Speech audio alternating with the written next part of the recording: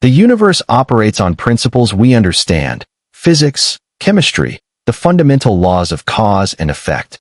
Warp fields bend spacetime according to predictable equations. Transporters convert matter to energy with mathematical precision. Even the seemingly impossible, wormholes, subspace, quantum slipstreams, follows rules that can be measured, tested, replicated. But what happens when something arrives that doesn't just break the rules, but suggests there are entirely different rules being played by? What happens when the impossible doesn't care about our sensors, our theories, or our desperate need for the universe to make sense? The battle had been raging for 3 hours. 18 Federation vessels, including the USS Defiant, held a defensive perimeter around Deep Space Nine, while a combined Dominion-Cardassian fleet of 27 ships pressed the attack. The Bajoran system had become a choke point in the war. Control the wormhole, control access to the Gamma Quadrant, control the Dominion's reinforcement corridor. Captain Benjamin Sisko stood on the Defiant's bridge, watching tactical displays paint enemy positions in hostile crimson, while his crew coordinated fire with the Akira-class USS Thunderchild and the Miranda-class USS Majestic. Jem'Hadar attack ship breaking through on Vector 72 Mark IV. Lieutenant Commander Worf reported from tactical, his deep voice cutting through the controlled chaos of combat. Targeting the station's lower pylon. Intercept course, Sisko ordered. Get us between them and DS9. The Defiant shuddered as it accelerated, ablative armor absorbing a glancing disruptor blast from a Cardassian Gaylor-class cruiser. On screen, the purple-hulled Jem'Hadar fighter dove toward the station like a predator sensing wounded prey. Sisko's hand tightened on his command chair. 3 hours of this. 3 hours of watching ships die, of counting casualties, of playing three-dimensional chess with an enemy that didn't fear death because they'd been engineered not to. Captain, Ensign Nog called from Ops, his Ferengi ears twitching with confusion. I'm reading a massive subspace distortion forming near the fourth moon of Bajorans. It's not a wormhole signature, but the energy output is. He paused, recalculating. Sir, it's off the scale. Higher than anything I've ever seen. Sisko turned toward the view screen. On screen, space tore open. There was no other way to describe it. Not the elegant spiral of the Bajoran wormhole, not the calculated precision of a trans-warp conduit, but a ragged wound in reality itself. Colors that had no name in any language poured through the gap, energy states that made their sensors scream in protest. And through that impossible tier came a ship. It was massive, larger than a Galaxy-class starship, its hull a patchwork of silver-gray metal scarred by weapons fire that looked nothing like phaser burns or disruptor scoring. The vessel tumbled end over end, trailing atmosphere and what their sensors could only classify as unknown plasma. Sections of its hull were simply gone, exposing interior corridors that glowed with an eerie blue-white light. As the Defiant's crew watched, the spatial tear collapsed behind it with a sound that registered on audio sensors as something between a thunderclap and a scream. Analyzing, Worf said, his fingers moving across tactical controls. Hull composition unknown. Energy signatures do not match any known propulsion system. No warp nacelles, no impulse drives. Life signs are. He stopped, his ridged forehead creasing deeper. Inconclusive. What do you mean, inconclusive? Sisko demanded. The computer cannot determine if the readings indicate life or advanced technology. Perhaps both. The unknown ship's trajectory carried it past the Defiant, still tumbling, still bleeding energy into space. It was heading directly toward Bayer's fourth moon, an uninhabited Class L body with a thin atmosphere and minimal strategic value. The Dominion fleet, apparently as confused as the Federation forces, had actually ceased firing. Even Jem'Hadar soldiers, bred for combat and loyalty unto death, hesitated when confronted with something their Vorta overseers couldn't explain. Hail them, Sisko ordered. All frequencies. Static answered. Then, breaking through the interference like a voice underwater, came something that made the universal translator struggle. Energon reserves critical, structural integrity at 17%. Decepticons in pursuit. The transmission dissolved into electronic noise that sounded almost like pain. Did that ship just say Decepticons? Chief O'Brien's voice came through the comm from DS9. Captain, I'm monitoring from the station. Whatever that thing is, it's leaking radiation across 7 different spectrums, 3 of which we don't have names for. The unknown vessel hit Bajoran's IV's upper atmosphere. Friction caught its tumbling hull, converting momentum into a fireball visible from orbit. It carved a burning path across the moon's rust-colored sky before impacting in the northern highlands. The explosion registered as a 7.2 magnitude seismic event. Dust and debris bloomed upward in a mushroom cloud that would take hours to settle. For 5 seconds, nobody on either side of the battle moved. Then a Jem'Hadar officer made a decision. The attack ships broke formation and accelerated toward the moon. They'd seen an opportunity. Unknown technology, powerful energy signatures, something that could change the balance of the war. The Dominion didn't understand it, but they understood advantage. They're moving to investigate the crash site, Worf reported. Sisko's mind raced through possibilities. Unknown vessel, unknown technology, unknown survivors, if there were survivors. The Dominion would either seize it or destroy it, and given what little they'd seen, he wasn't willing to let either happen without understanding what had just fallen out of a hole in space. Recall the Defiant to the station, he ordered.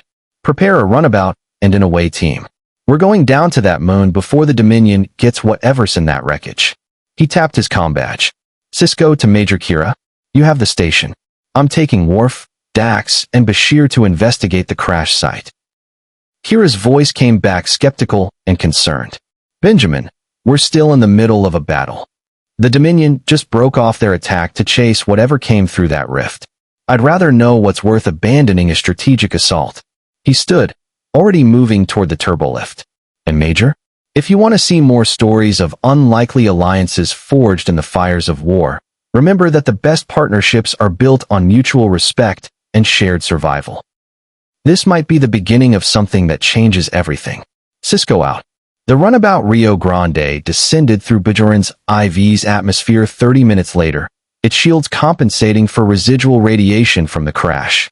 Through the forward viewport, Sisko could see the impact crater, a wound in the moon's surface half a kilometer across, still glowing with heat.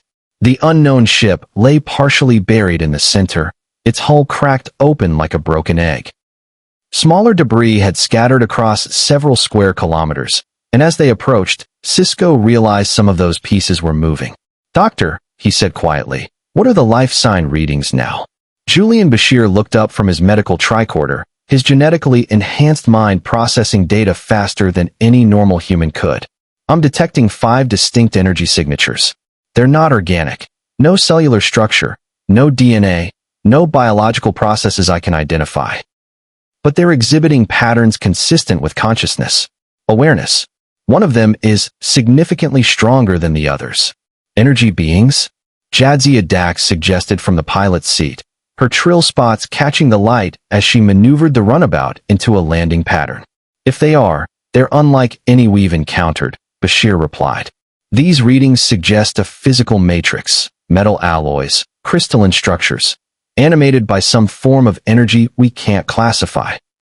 The runabout touched down 200 meters from the main wreckage. Sisko checked his phaser, set to heavy stun, and led his team down the boarding ramp.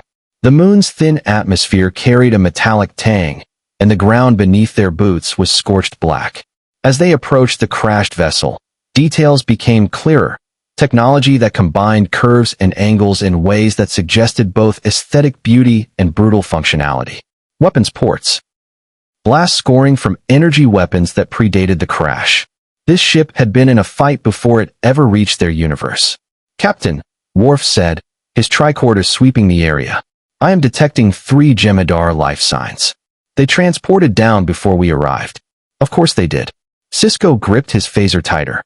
Find them before they find whatever's moving in that wreckage. They never got the chance.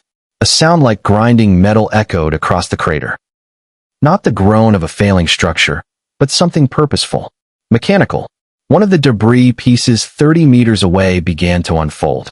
Panels shifted, segments rotated, pieces that had looked like random wreckage revealed themselves as components of something larger. In less than 5 seconds, what had been a damaged vehicle chassis was now standing upright. 7 meters tall.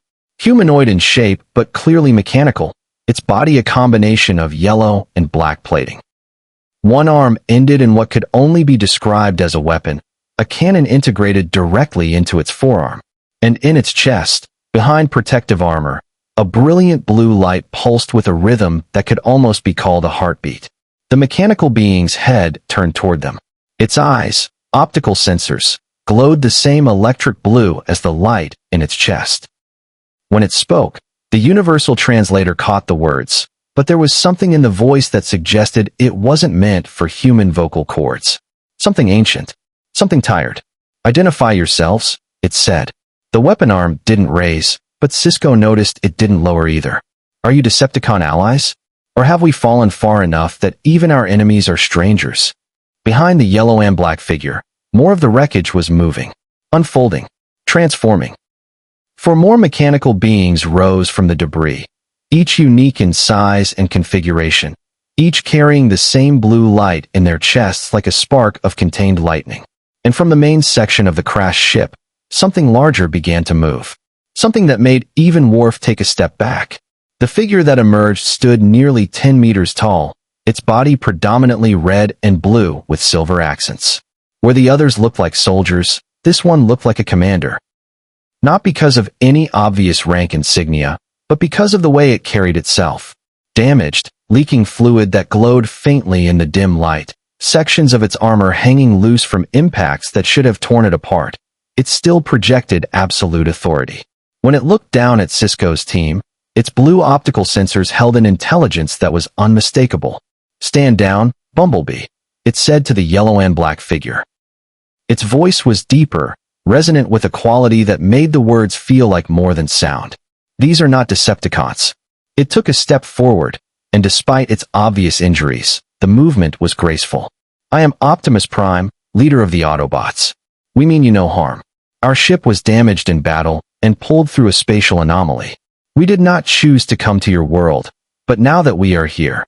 It paused, and Sisko could have sworn he saw something like sorrow in those glowing eyes. "Now that we are here, we would ask for asylum. We are refugees. Warriors fleeing a war that has consumed our entire civilization for longer than your species has likely existed." Sisko lowered his phaser, not holstering it, but making the gesture clear. "I'm Captain Benjamin Sisko of the United Federation of Planets. You've arrived in the middle of a war zone. The beings who transported down before us, the Jem'Hadar, are soldiers of the Dominion. They'll be here soon, and they won't be interested in asylum. They'll want your technology, your weapons, or they'll want you dead." Optimus Prime's optical sensors dimmed slightly, and when he spoke again, there was a weariness in his voice that Sisko recognized. The exhaustion of command. The weight of too many battles. "Then it seems we've traded one war for another. How familiar." From somewhere in the wreckage, weapons fire erupted. The distinctive sound of Jem'Hadar Polaron rifles echoed across the crater. One of the Autobots, a bulky red figure with what looked like cannons on both forearms, turned toward the sound. "Hostiles inbound, Prime. 3 targets, closing fast. Ironhide, defensive positions only," Optimus commanded. "We will not be the ones to start conflict in this new place." He looked back at Sisko. "Captain, if you can offer us a chance to repair and understand where we are, we will gladly accept. But if your enemies believe they can take us easily," the blue light in his chest pulsed brighter, "they will learn that Autobots do not surrender. Not to Decepticons. Not to anyone." 3 Jem'Hadar soldiers emerged from behind a section of twisted hull plating, their weapons already firing. Polaron beams struck Optimus Prime's chest armor. He staggered back one step. Just one. The Jem'Hadar, bred to be fearless, actually hesitated when they realized their weapons had barely scratched him. Optimus Prime's voice carried across the crater like thunder. "Autobots, defend yourselves."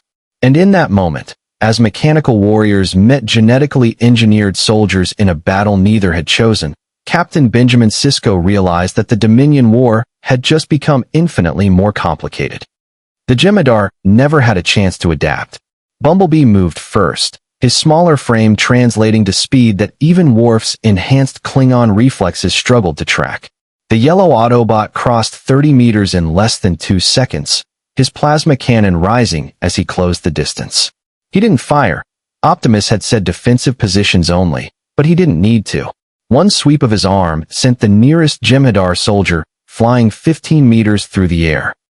The soldier hit the ground hard enough to leave an impact crater in the moon's dusty surface and didn't get up.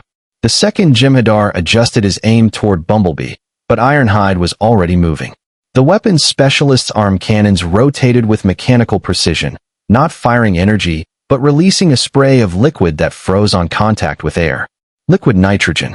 The Jem'Hadar's Polaron rifle encased in crystalline ice, and a moment later his entire right arm followed. He screamed. A sound Sisko had never heard from the usually silent soldiers, and dropped to his knees. The third soldier did what Jem'Hadar always did when outnumbered and outgunned. He activated his Ketracel white tube, flooded his system with the drug that made him fearless and deadly, and charged. His Kartakin blade gleamed as he leaped toward the nearest Autobot, a sleek silver figure who'd been hanging back near the main wreckage. "Jazz, look out!" Bumblebee called. Jazz turned with fluid grace, his movements almost dance-like despite his mechanical nature. The Kartakin struck his shoulder armor and actually bit deep, severing through plating that should have been impenetrable. Energon, the glowing fluid that served as Autobot blood, sprayed from the wound. Jazz staggered but didn't fall. Instead, his other arm transformed in mid-motion, panels shifting to reveal a photon rifle that hummed with building charge. "Jazz, stand down," Optimus commanded. The silver Autobot froze, weapon-armed but not firing, while the Jem'Hadar soldier pulled his blade free and prepared for another strike.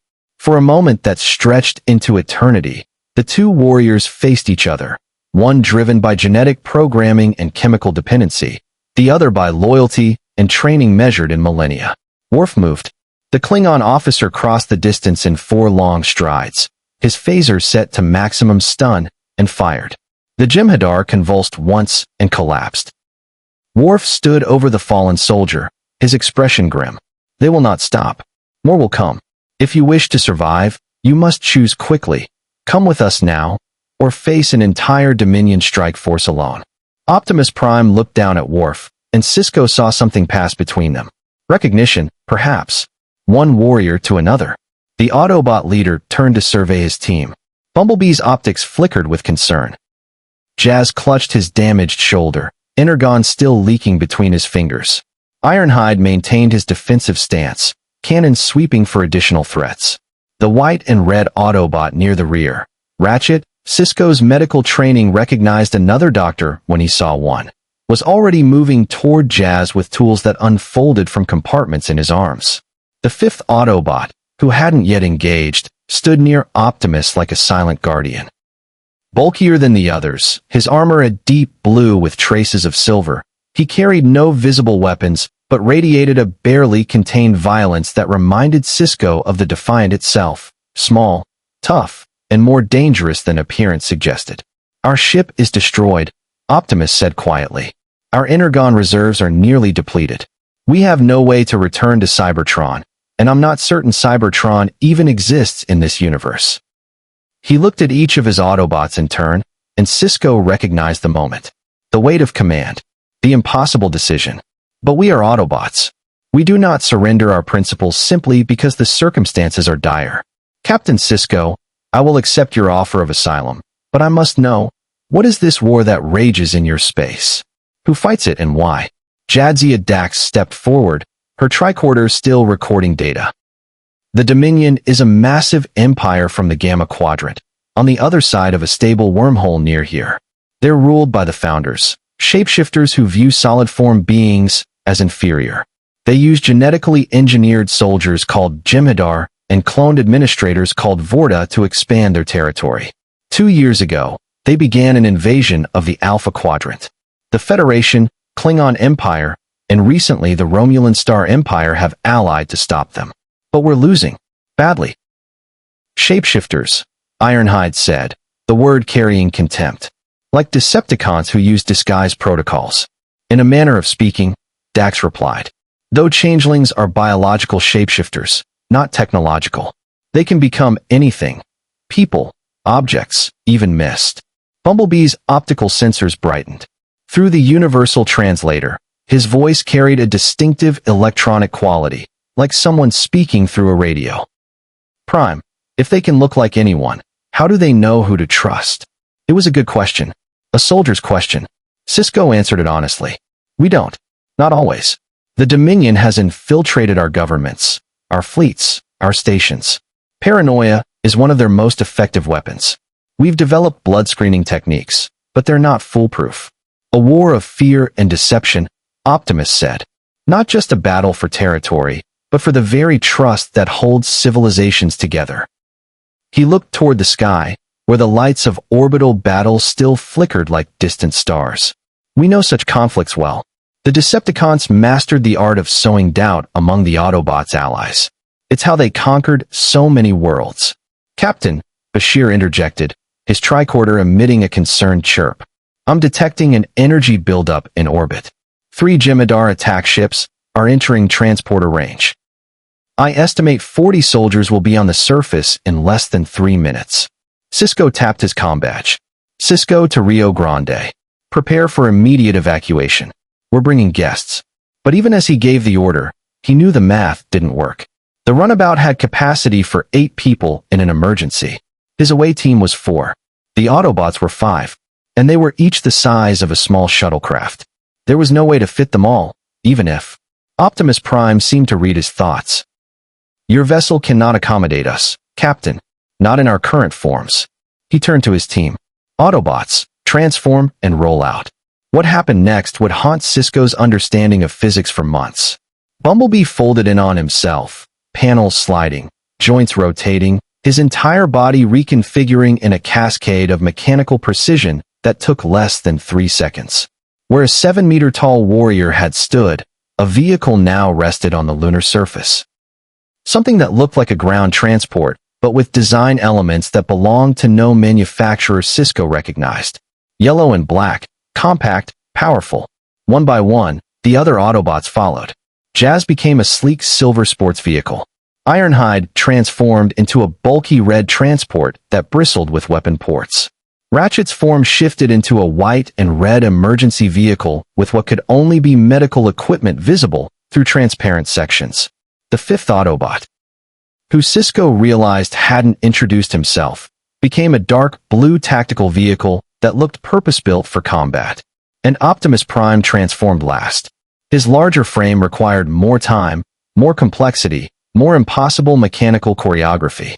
Panels opened and folded, limbs reconfigured, armor plating rotated into new positions. In 5 seconds, where their leader had stood, a massive transport vehicle now idled. Red and blue with silver chrome accents, larger than the others, but somehow still proportional. Fascinating, Dax breathed. The mass hasn't changed, the density readings are identical. They're not shrinking or growing, just reconfiguring their physical structure. It's like watching a 4-dimensional puzzle solve itself in 3-dimensional space. Worf, ever practical, was already moving. Captain, we can transport the vehicles to Deep Space Nine's cargo bay. The runabout will transport us. Negative, came Optimus Prime's voice from the vehicle form, somehow emanating from speakers Sisko couldn't see. We will not be separated from our ability to defend ourselves. Not in an unknown situation. We will drive ourselves to your shuttlecraft. Load us as cargo if you must, but we remain conscious and mobile. Sisko made a command decision. Agreed. Worf, coordinate with the station. I want a clear transporter lock on all 5 vehicles and standing by for immediate beam out the moment we're airborne. He looked at the 5 Autobot vehicle forms. Optimus Prime, we're going to transport you directly to our station's main cargo bay. It's the only space large enough to accommodate you safely. Once there, we'll need to establish protocols for. Captain, Bashir shouted. Jem'Hadar are materializing. They came in waves. Dominion transporters deposited soldiers in groups of 8, creating a perimeter around the crash site. 40 Jem'Hadar, all armed with Polaron rifles and Kartakin blades, all hopped up on Ketracel White and genetically programmed loyalty. A Vorta administrator materialized with them. Female, pale-skinned, with the characteristic purple eyes and obsequious smile that marked her species. Federation officers, she called out, her voice carrying false warmth. I am Kilana of the Dominion. You are trespassing on salvage rights claimed by the founders. Surrender the alien technology and you will be permitted to return to your station unharmed. The Founders don't have salvage rights in Bajoran space, Sisko replied, his phaser rising to cover the Vorta while his team formed up behind the Autobot vehicles. These beings have requested asylum with the Federation. We're granting it.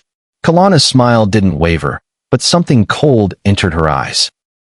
The Founders view these machines as dangerous contraband. Their continued operation represents a threat to Dominion security. Surrender them now, or we will take them by force. Optimus Prime's engine rumbled, a deep, bass sound that carried unmistakable threat despite coming from a vehicle form. We are not machines. We are not contraband. We are free and sentient beings, and we will not be owned by anyone. Not by Decepticons, not by your Founders, not by anyone. The Vorta's smile finally cracked. Then you will be destroyed. She gestured, and 40 Jem'Hadar raised their weapons in perfect synchronization. Incoming transporter signals. Dax called from the Rio Grande's hatch. Starfleet signatures, it's the Defiant. The air shimmered with the familiar blue-white sparkle of Federation transporters. Miles O'Brien materialized with a security team of 8, all carrying phaser rifles set to kill, all forming a defensive line between Sisko's team and the Jem'Hadar. The chief's expression was set in the determined grimace of someone who'd been in too many ground battles and knew exactly how bad this could get. Captain, Major Kira sent reinforcements, O'Brien reported. She also said, and I quote, "If Benjamin gets himself killed playing diplomat with giant robots, I'm putting it on his permanent record." Despite everything, the odds, the stakes, the impossibility of the entire situation, Sisko almost smiled. Noted, Chief. Now let's figure out how to get out of here without starting a firefight that'll bring both fleets down on our heads. Too late, Worf said quietly. In orbit above them, ships were moving. Not Dominion vessels, and not Federation reinforcements. The sensors on the Rio Grande were tracking 3 new contacts emerging from high orbit on the moon's dark side. Ships that matched no known configuration, bearing energy signatures similar to the Autobot crash, but different somehow. Aggressive, predatory. Through the Rio Grande's communication system, a new voice crackled to life. Metallic, sneering, full of dark amusement. Well, Optimus Prime, you've led us on quite a chase. Did you really think you could escape by diving through that spatial rift? All you've done is brought us to a new universe to conquer. The voice laughed, and it was the sound of grinding metal and malice. Surrender now, or we'll reduce your new friends to scrap metal along with you. This is Starscream, and the Decepticons have found you at last. In his vehicle form, Optimus Prime's engine note shifted to something lower, deeper, resigned. Of all the places in this new universe we could have found ourselves, we had to bring them with us. His voice carried across the open comm channel, addressing Sisko, the Jem'Hadar, the Vorta, and everyone listening. Captain Sisko, it seems our request for asylum has become more complicated. The war we fled has followed us here. And now your war and ours are about to collide. Above them, 3 Decepticon warships descended through the atmosphere, their hulls dark and angular, weapons already charging. Below them, 40 Jem'Hadar soldiers held their position, waiting for orders from a Vorta who was frantically trying to contact her Founder's superiors. Around them, Starfleet officers checked their phaser charges and accepted that this was about to become one of those impossible situations that made it into Academy case studies, assuming anyone survived to write them. And in the center of it all, 5 Autobot warriors in vehicle form prepared for a battle they'd fought a million times before, in a universe that was no longer their own, surrounded by species who didn't understand what they were or what they represented. Sisko looked at the descending Decepticon ships, at the Jem'Hadar forces, at the Autobots who'd asked for something as simple as asylum and gotten something as complicated as a 3-way standoff on an uninhabited moon. He tapped his comm badge. Sisko to Defiant.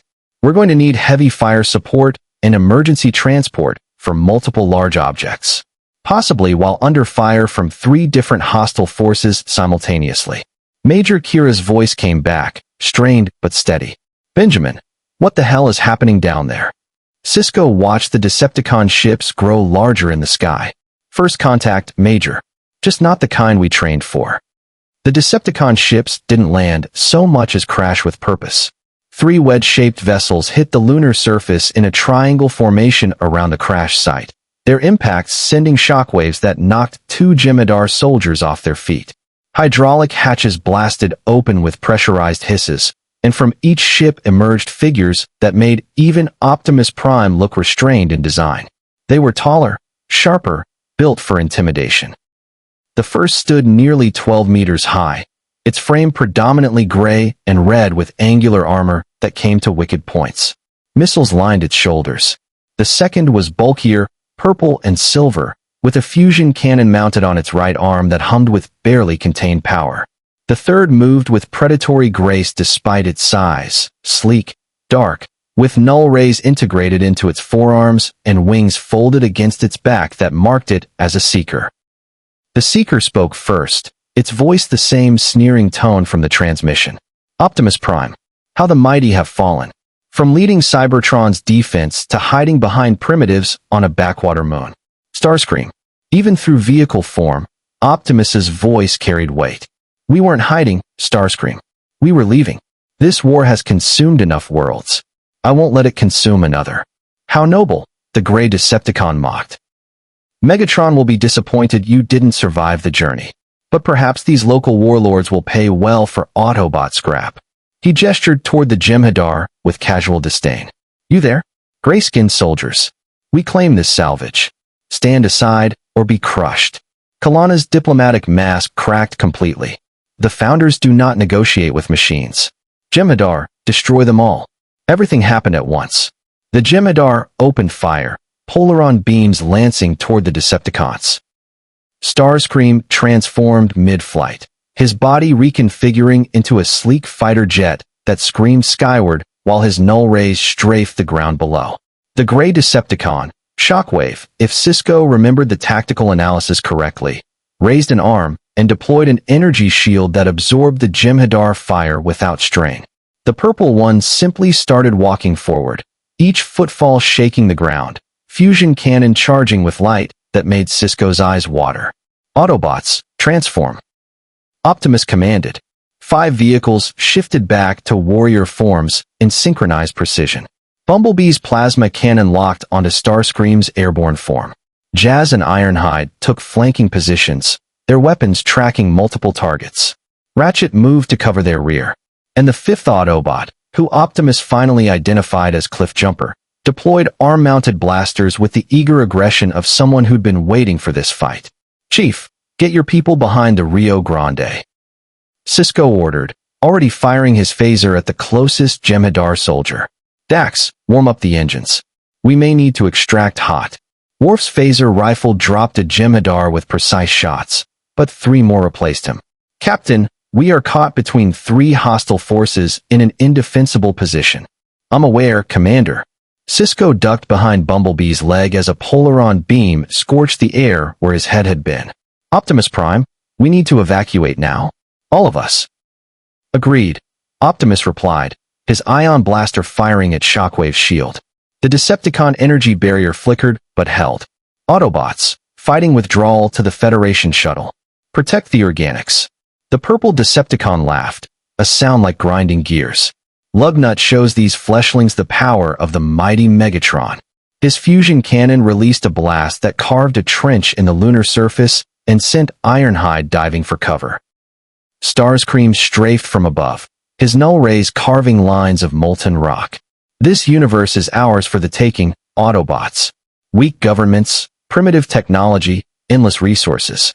Megatron will build a new Decepticon empire here, and you'll be nothing but a footnote in its history. Over my offline body, Optimus growled.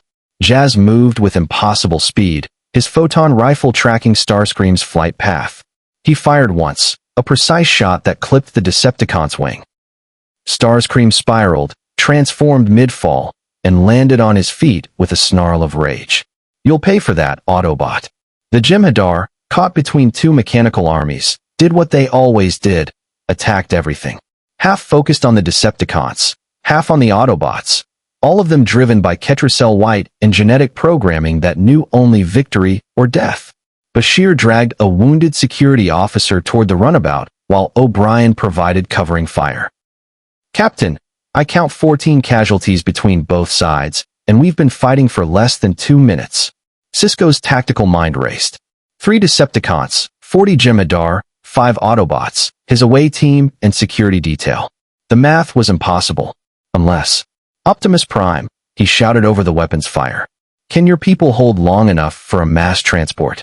How many can you evacuate at once? In combat conditions with this much interference? Maybe 8 locks simultaneously."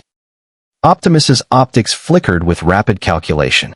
"Bumblebee, cliff jumper, vehicle mode, maximum speed, draw the Decepticons away from this position. Jazz, Ratchet, Ironhide, cover the Federation personnel until transport. I'll handle Lugnut." "Prime, that's suicide," Ratchet protested. "It's strategy," Optimus corrected. He charged Lugnut, his massive frame colliding with the purple Decepticon in an impact that registered on seismic sensors. They grappled, titans wrestling while the battlefield erupted around them. Bumblebee and Cliffjumper transformed and accelerated across the lunar surface, their engines screaming. Starscream and Shockwave turned to pursue, and suddenly half the enemy force was moving away from Sisko's people. "Now, Chief," Sisko called. "Emergency transport, all personnel."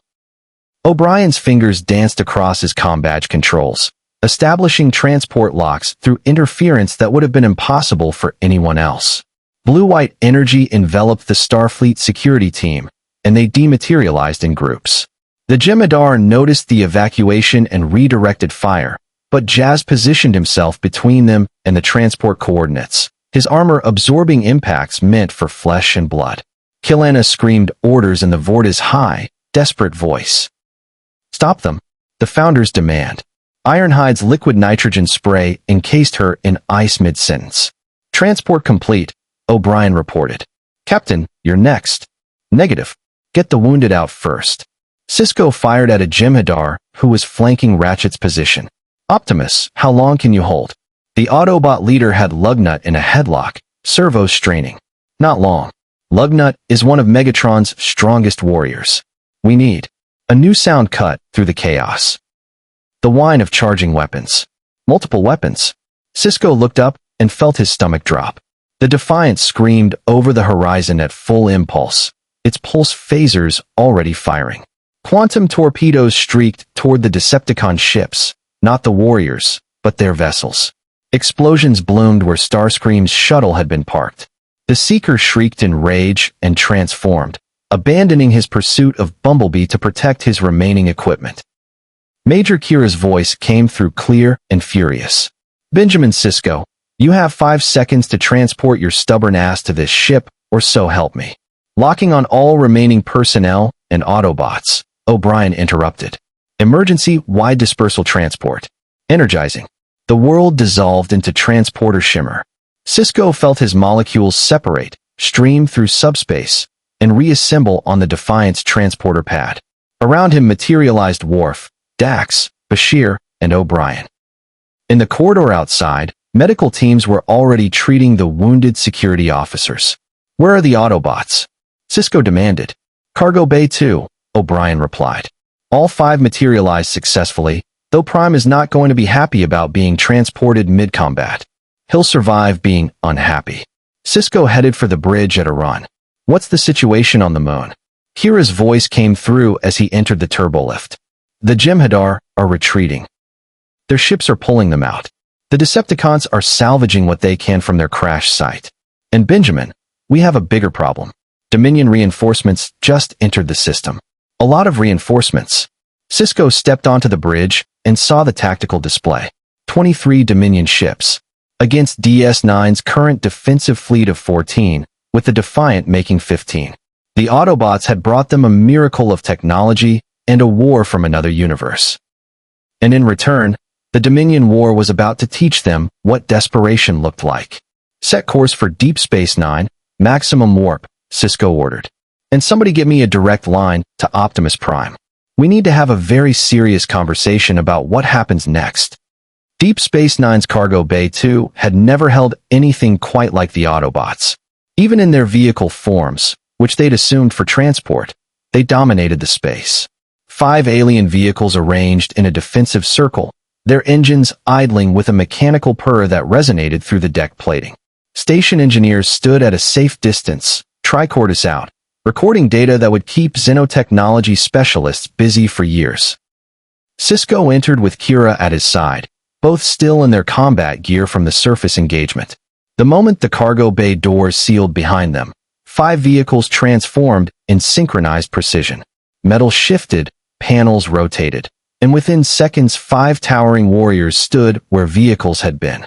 Optimus Prime stepped forward, his damaged armor leaking thin trails of energon that the station's environmental systems struggled to classify.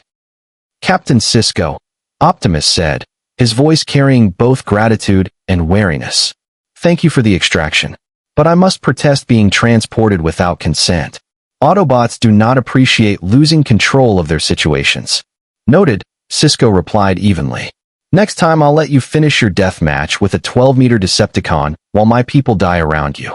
He softened slightly. "You asked for asylum. I granted it. But asylum comes with conditions, and right now we need to establish some ground rules before this situation spirals further." Kira stepped forward, her Bajoran pragmatism cutting through diplomatic niceties. "Let's start with the obvious question. What the hell are Decepticons, and why did they follow you here?" Ironhide snorted, a sound like compressed air escaping. "Because they're relentless, that's why. Decepticons don't quit. They don't negotiate. They conquer or they die trying. They are our people," Optimus said quietly, and something in his tone made Sisko pay closer attention. "Or they were, before ideology divided us. We are all Cybertronians, sentient mechanical beings from a planet called Cybertron. Millions of years ago, our world fractured over a fundamental question.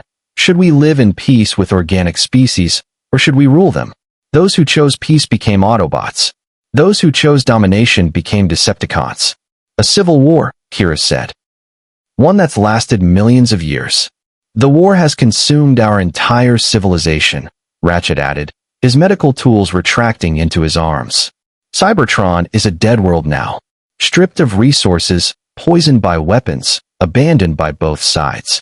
We've been fighting across the galaxy ever since, both sides searching for energon, the fuel that sustains us, and allies who might tip the balance." Jazz leaned against a cargo container, his damaged shoulder still leaking. "Prime here thought we could escape. Found an anomaly, a crack in space-time. Figured we'd slip through and find somewhere peaceful to rebuild. Instead, we brought 3 of Megatron's fanatics with us and landed in the middle of your war. Bad luck all around." "Not luck," Bumblebee said, his electronic voice carrying conviction. "The matrix of leadership guided us here for a reason. Prime, you felt it. The pull through that spatial rift wasn't random." Optimus's optics dimmed slightly. "Perhaps. Or perhaps we're simply exhausted warriors looking for meaning in coincidence." He turned back to Sisko. "Regardless of why we are here, Captain, we have no intention of interfering in your conflict. We've seen what happens when outside forces involve themselves in local wars. It never ends well. That's not your choice anymore," Kira said bluntly. "The Dominion saw you. They recorded your capabilities. They watched you take Jemadar fire and barely flinch. You think they're going to let you sit this out? They'll either try to recruit you, copy your technology, or destroy you as a threat." "The Major is correct," came Odo's voice from the doorway. The changeling constable entered in his humanoid form, his features as neutral as always, but Sisko caught the tension in his posture. Odo stopped 10 meters from the Autobots, studying them with an intensity that suggested he was seeing something others might miss. "I've already received 3 messages from Dominion intelligence requesting information about mechanical shapeshifters detected in the Bajoran system. They're very interested in beings who can change their form." Optimus Prime's optics focused on Odo with sudden intensity. "You're one of the changelings. The founders the Vortis served." "I'm a changeling," Odo corrected. "Not a founder. I was raised here, among solids, and I don't share the founders' prejudices." He gestured to himself, then to Optimus. "But I understand transformation. The vulnerability of revealing your true form. The strategic advantage of concealment. Tell me, when you transform, is it a choice? Or a compulsion?" The question hung in the air with unexpected weight. Cliffjumper shifted uncomfortably. Bumblebee's optics flickered. Even Ironhide seemed caught off guard by the directness. Both, Optimus finally answered. We can choose when to transform, but our vehicle modes are part of who we are. Not disguises we wear, but expressions of our nature. A Cybertronian without the ability to transform is diminished. Incomplete. Odo nodded slowly. Then we have more in common than I expected. The founders would see you as competition. Beings who can change shape without their genetic heritage. That makes you either potential allies or existential threats. There's no middle ground with them. Speaking of threats, O'Brien's voice cut in from the cargo bay's intercom. We've got incoming. Dominion fleet is holding position at the system's edge, but they're launching what looks like a diplomatic shuttle. Someone wants to talk. Sisko tapped his comm badge. Identify the vessel and occupants. It's a Vorta diplomatic cruiser, O'Brien replied, reading one Vorta biosign and 4 Jem'Hadar guards. They're requesting permission to dock and speak with Station Command about matters of mutual strategic interest. Kira's expression hardened. They want to negotiate for the Autobots, or threaten us into handing them over.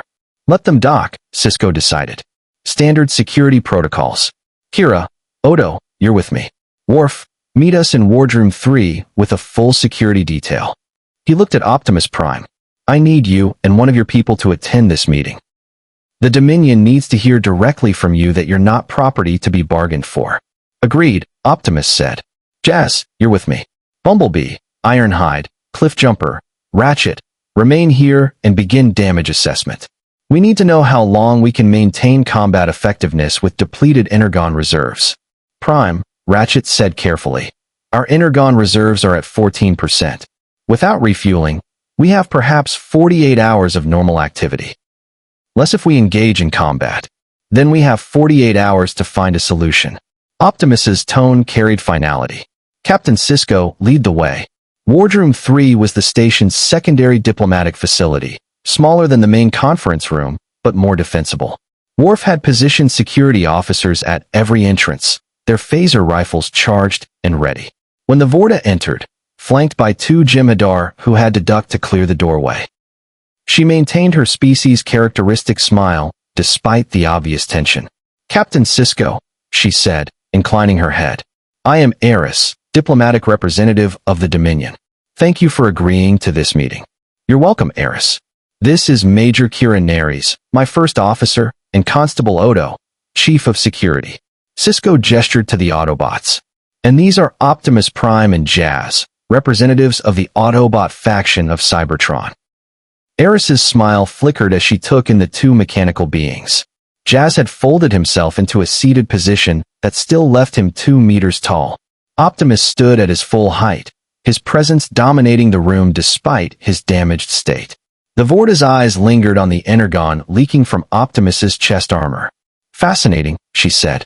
The founders have never encountered mechanical life of such sophistication. Your transformation abilities are particularly intriguing. We're not here to discuss our biology, Optimus said flatly. State your purpose. Eris's smile widened. Direct. I appreciate that. Very well.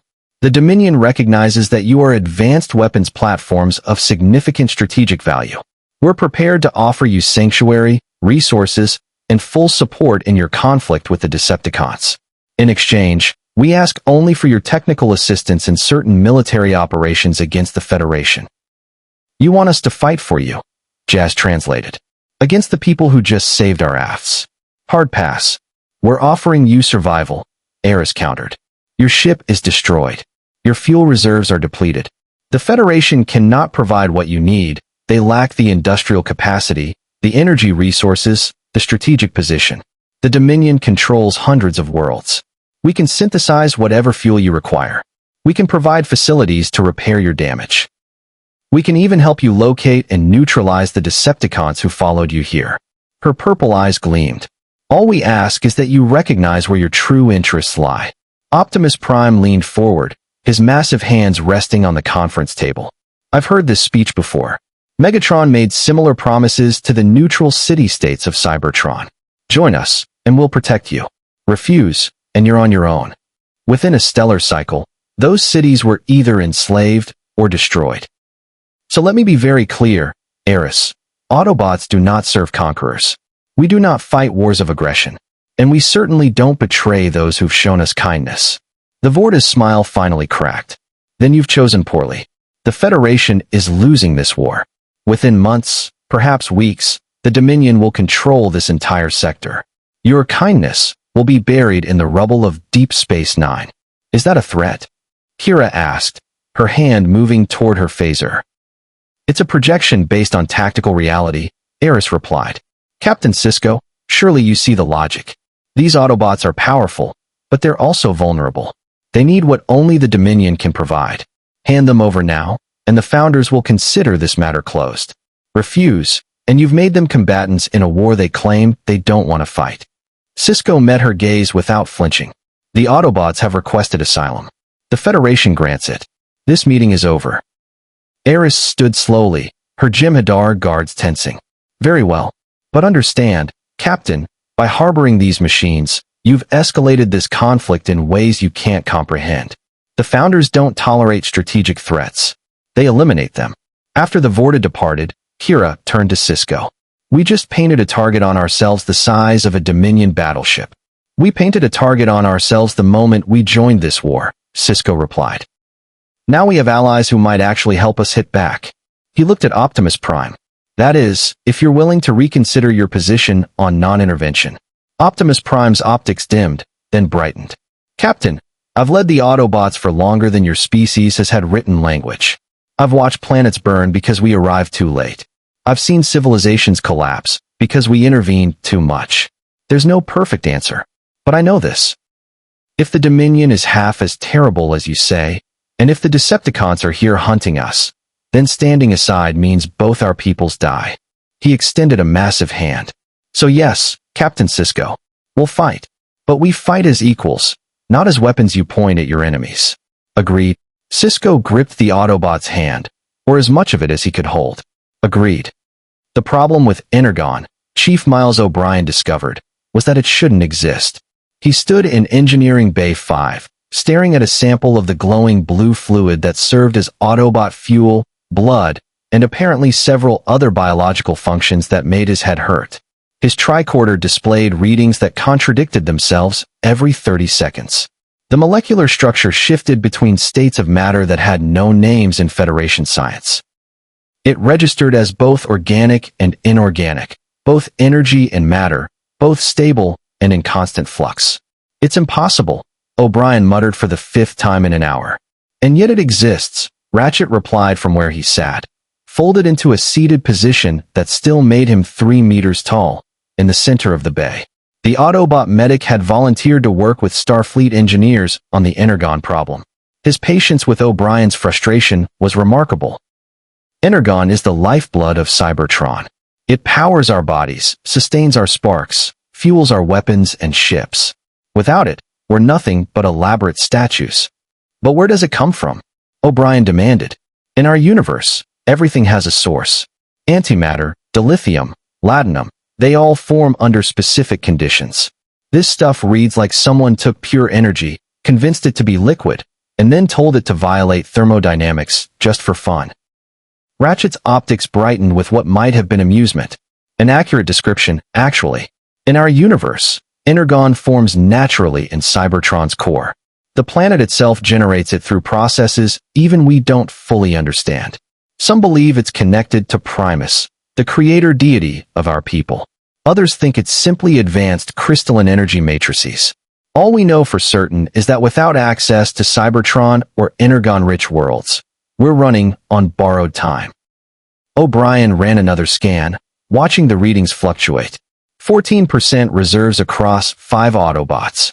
At current consumption rates, you've got 43 hours before complete shutdown. And that's if nobody transforms, nobody fights, nobody does anything more strenuous than breathing. If it comes to combat, we'll have minutes, not hours, Ratchet finished. I know, Chief. I've been calculating survival scenarios since we crashed. He gestured to his damaged shoulder where Jazz's wound had been welded shut with emergency patches. Even basic repairs drain reserves I can't spare.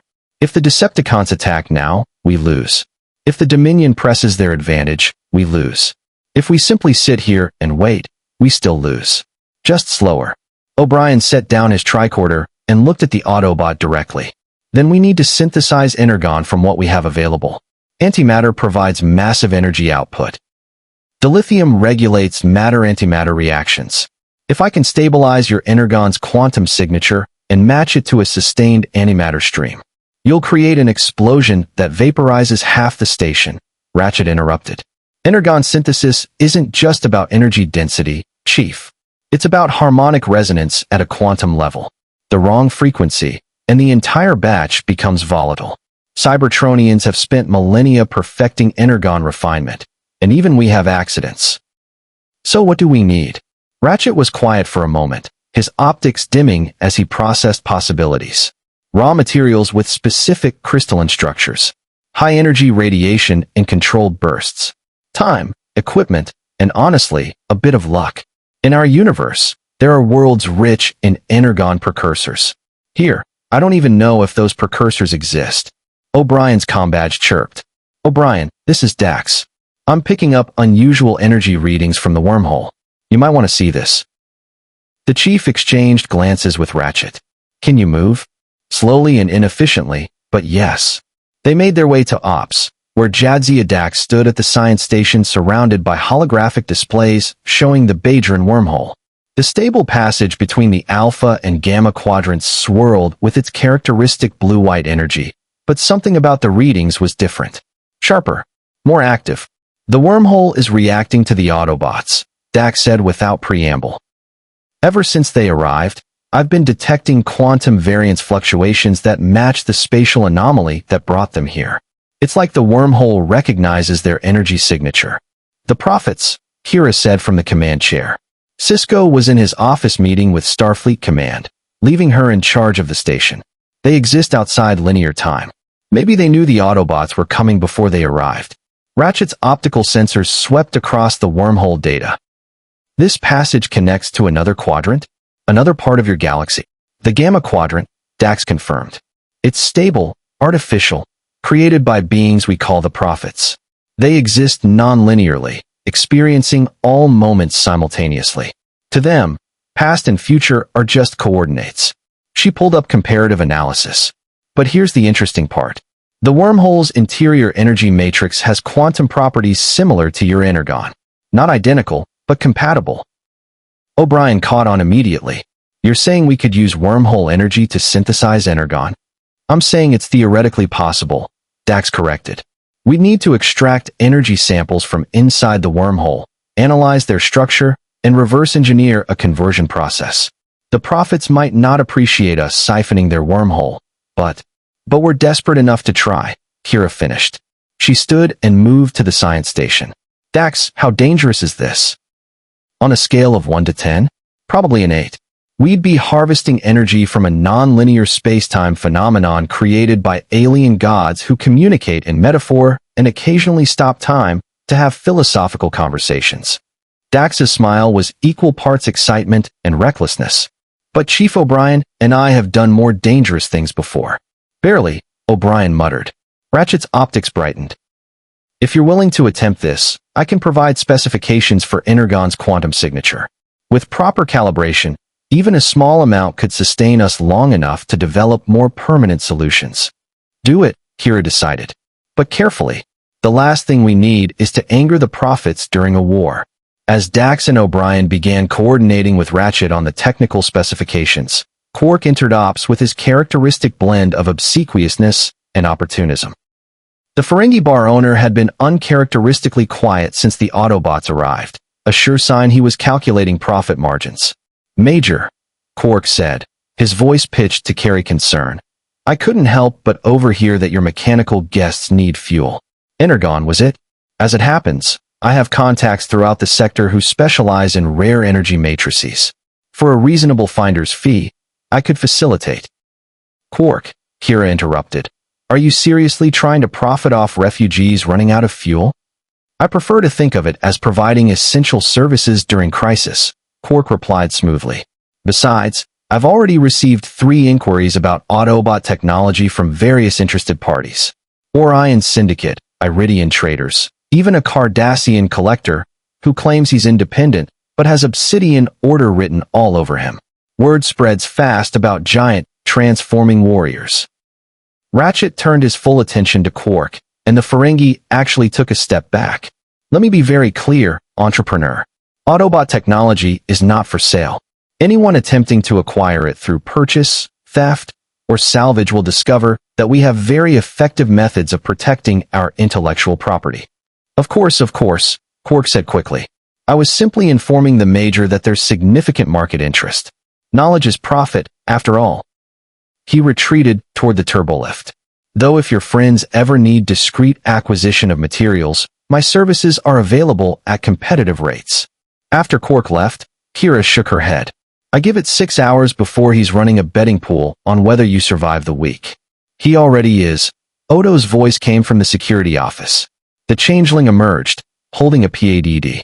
2 strips of Latinum minimum bet. Current odds favor the Autobots surviving, but leaving the station within 10 days. Quark's hedging on both outcomes, naturally. Ratchet made a sound that might have been a laugh. Your station is remarkably colorful, Major. On Cybertron, entrepreneurship during wartime usually meant arms dealing, not gambling pools. Welcome to Deep Space Nine, Kira replied, where the war is deadly serious and nothing else is. Dax looked up from her console, her expression shifting from curiosity to concern. Major, I'm detecting 3 ships entering the system. Configuration matches Decepticon signatures from the engagement on Bajorans 4. Everyone in Ops tensed. Ratchet stood slowly, his reserve energy audibly draining. Starscream must have repaired his ship faster than anticipated. Or Megatron sent reinforcements. Either way, they're heading directly for the station, Dax reported. ETA 12 minutes. Kira tapped her comm badge. Kira to Sisko. We have incoming Decepticons. 3 ships, combat approach. Sisko's response was immediate. Red alert. Charge weapons and raise shields. I'm on my way. A pause. And someone get Optimus Prime to Ops. If the Decepticons want to talk, he needs to be part of the conversation. And if they don't want to talk? Kira asked. Then we're about to find out if Autobot-Starfleet cooperation is more than theoretical. The station's alert klaxons began their distinctive wail, and across Deep Space Nine, personnel scrambled to battle stations. In Cargo Bay 2, for Autobots prepared for combat with reserves that wouldn't last a sustained fight. In engineering, O'Brien and Dax began calculations that might kill them or save their new allies. And in Ops, Ratchet stood beside Major Kira and watched 3 hostile contacts grow larger on tactical displays. Chief, Ratchet said quietly over the comm, whatever you're planning with that wormhole energy, you might want to accelerate your timeline. Because if those are Seekers leading that formation, we're about to have a very bad day. The Decepticon ships held position just outside weapons range, forming a triangle that kept Deep Space Nine's weapon arrays divided. On the main view screen, Sisko watched the 3 vessels, sleek, angular, designed for intimidation as much as function. They weren't moving, weren't hailing, just waiting with the patience of predators who knew their prey was trapped. Optimus Prime stood beside the command chair, his massive frame somehow not feeling intrusive in Ops despite dominating the space. Bumblebee flanked him on one side, Jazz on the other. Ironhide and Cliffjumper remained in the cargo bay, ready to deploy if this turned into a boarding action.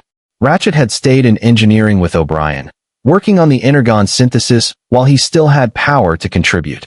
No hails, no demands, Kira reported from Tactical. They're just sitting there. Psychological warfare, Worf observed. They want us to make the first move, to reveal our capabilities and intentions. It's Starscream's style, Optimus said. He prefers his enemies uncertain and reactive. In our universe, he once held an entire star system hostage for 3 solar cycles simply by positioning his fleet and waiting. The government collapsed from internal panic before he fired a single shot. Sisko kept his eyes on the view screen. Then we don't give him what he wants. Maintain defensive posture. No aggressive targeting locks, but keep all weapon systems hot. If they want a standoff, we can wait as long as they can. Captain, Dax called from the science station. I'm detecting unusual energy readings from the lead Decepticon ship. It's not a weapon signature, more like a scanning beam, but incredibly focused. They're targeting our cargo base. Bumblebee's optical sensors brightened with alarm. They're looking for us, trying to confirm our location inside the station. Can they transport through our shields? Kira asked. Doubtful, Dax replied. But if they know exactly where the Autobots are positioned, they could target those sections specifically during an attack. A transmission request flashed across the comm panel. Sisko nodded to Kira, who opened the channel. The view screen shifted to display a face that made all 3 Autobots tense visibly. The Decepticon wasn't Starscream. This one was larger, with a face that suggested brutal efficiency rather than cunning. Gray and purple armor framed optical sensors that glowed an angry red. When he spoke, his voice carried the weight of absolute certainty in his own supremacy. Optimus Prime. How predictable that you'd hide behind primitives rather than face us directly. Shockwave. Optimus replied, his tone flat. I see Megatron sent his most logical lieutenant. Tell me, does he still believe conquest is the path to Cybertronian survival? Or has he finally realized our species is dying because of zealots like you? Shockwave's expression couldn't change, given his mechanical nature. Lord Megatron's vision extends beyond your limited perspective. We've discovered a new universe, rich with resources and ripe for Decepticon dominance. Your interference is an inconvenience, nothing more. Then leave, Optimus said simply. Return through the spatial rift. Find another universe to poison with your war. The rift has collapsed. We're as trapped here as you are. Shockwave's optical sensors swept across the screen, taking in Sisko, Kira, and the various Starfleet personnel. But unlike you, we see opportunity rather than obstacle. These organics are weak, divided, already engaged in their own conflict. They'll fall easily. And once we control their industrial capacity, we'll rebuild the Decepticon army stronger than ever. Sisko stepped forward, making sure Shockwave could see him clearly. I'm Captain Benjamin Sisko, commanding officer of Deep Space Nine. You're in Federation space, and you've just announced hostile intentions. I'm giving you one chance to withdraw peacefully. Or what? Shockwave asked with something that might have been amusement. You'll fire your primitive energy weapons at starships designed to withstand Cybertronian firepower? You're outmatched, Captain. Surrender the Autobots, and we'll consider sparing your station. Negative, Sisko replied. The Autobots are under Federation protection. This is your final warning. Shockwave's image flickered. Illogical. You gain nothing by protecting them and risk everything by opposing us. But if you insist on learning through pain. The transmission cut out. On tactical, Kira's board lit up with warnings. They're powering weapons. Multiple targeting locks on the station's upper pylon and, she paused, recalculating. They're targeting Cargo Bay 2 specifically. They're going after the Autobots. Evasive pattern Delta, Sisko ordered, knowing even as he said it that the station couldn't evade. Deep Space Nine was a fortress, not a starship. Return fire, all weapons. Target their engines and weapon systems. The Decepticon ships opened fire first. Energy beams that looked nothing like phasers or disruptors lanced through space, slamming into DS9's shields with force that made the entire station shudder. Alarms screamed across multiple decks. The shields held, but barely. The readouts showed them dropping to 73% from a single volley. Their weapons are incredibly efficient, Dax reported, her fingers dancing across the science console. The energy-to-impact ratio is beyond anything in our database. If they maintain that rate of fire, we won't last 10 minutes, Kira finished. She triggered the station's phaser arrays, sending orange beams toward the nearest Decepticon ship. The shots impacted against the vessel's hull and dissipated. Captain, our phasers aren't penetrating their armor. It's like shooting at solid duranium. Worf tried quantum torpedoes. The blue-white projectiles streaked toward Shockwave's command ship, detonating against its hull in brilliant explosions that should have crippled any Federation vessel. When the light cleared, the Decepticon ship had surface scoring and nothing more. This is bad, Jazz said quietly. Decepticon ships are built to fight other Cybertronians. Your weapons just don't have the punch. Then what do we do? Kira demanded, her hand tight on the tactical controls as another volley hammered the shields down to 60%. Optimus Prime turned to Sisko. Captain, can you lower your shields in a specific section? Just for a few seconds. That'll leave us vulnerable too. Sisko stopped, understanding. You want to go out there? Bumblebee, Jazz, and I will engage them directly. Buy your engineers time to find a solution. Optimus's optics met Sisko's eyes.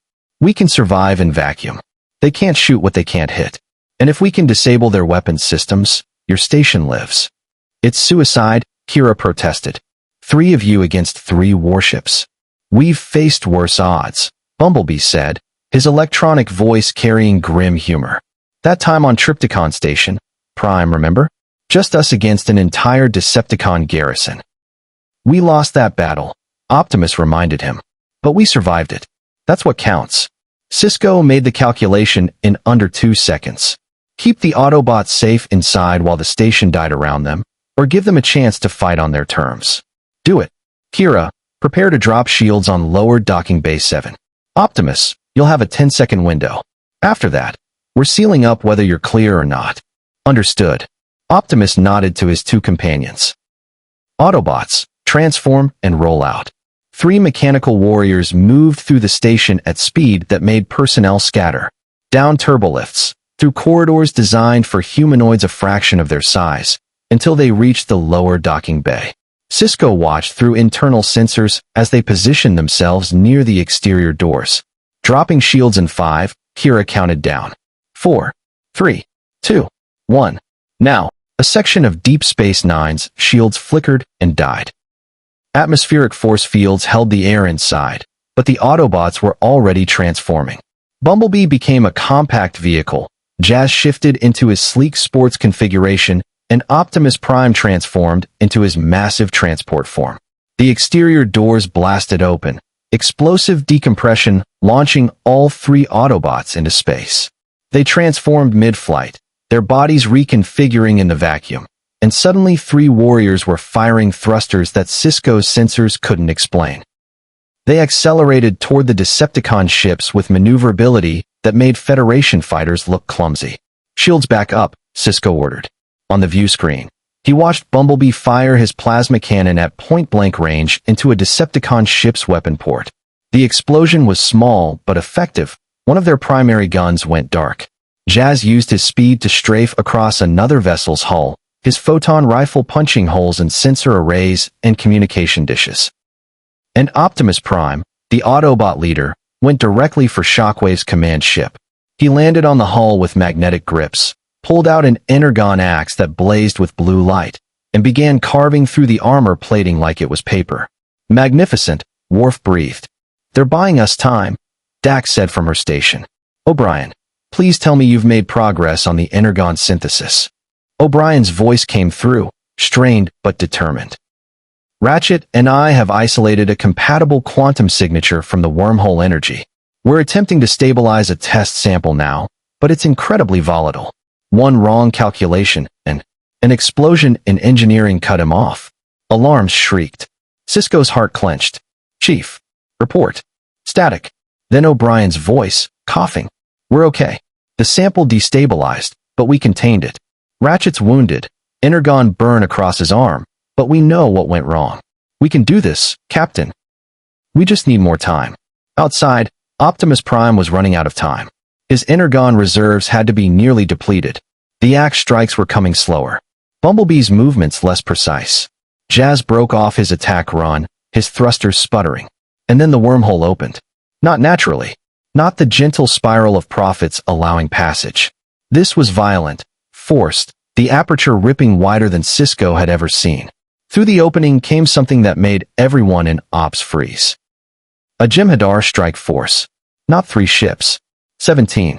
Dominion reinforcements, Kira said, her voice hollow. They're taking advantage of the chaos to mount an assault. Sisko looked at the tactical display. 3 Decepticon warships.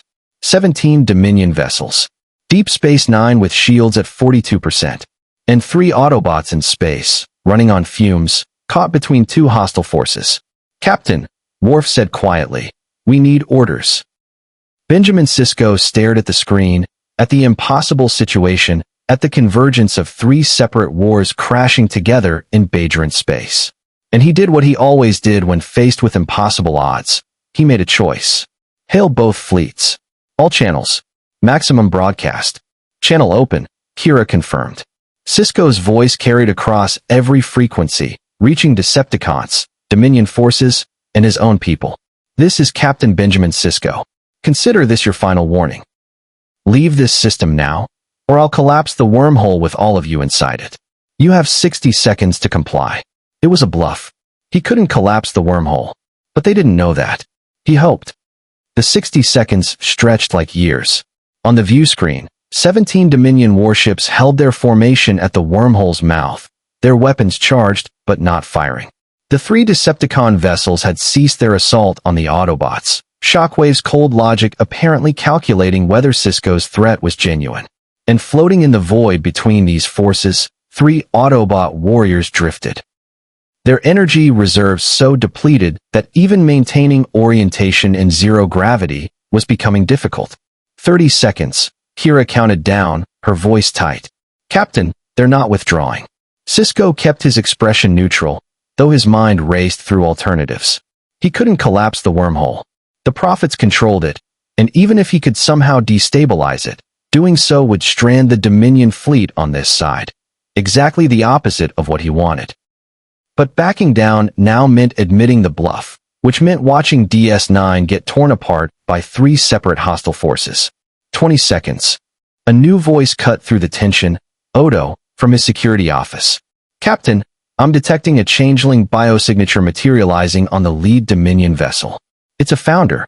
Of course, the Dominion leadership wouldn't trust this situation to Vorta alone. A founder had come through the wormhole personally to assess the threat these Autobots represented. And if a founder was here, then this had escalated beyond a simple tactical engagement. This was now a strategic priority for the Dominion. 10 seconds. Incoming transmission, Kira said. It's from the Dominion flagship. Audio only.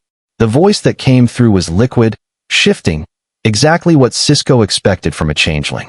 Captain Sisko, I am one of the founders. We've observed your mechanical guests with great interest. Their ability to alter their physical form suggests a connection to our people that cannot be ignored. We will not withdraw. However, we are prepared to discuss terms. Before Sisko could respond, a second transmission overlaid the first, Shockwave's cold, logical tone. Captain Sisko's threat is 87.3% likely to be a tactical deception.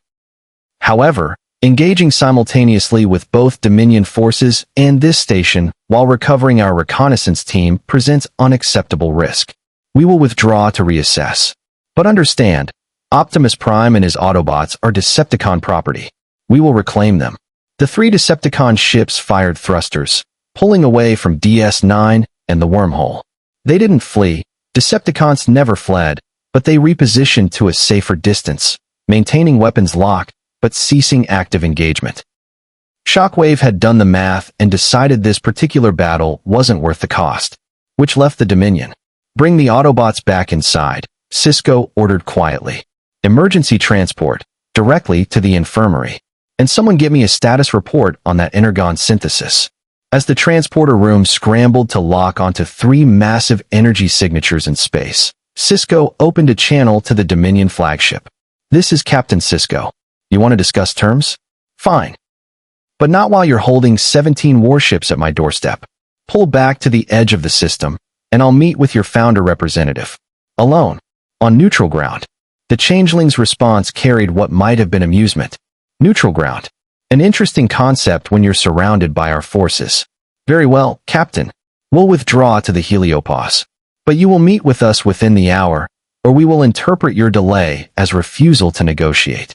And Captain? The voice hardened. The Dominion does not accept refusal.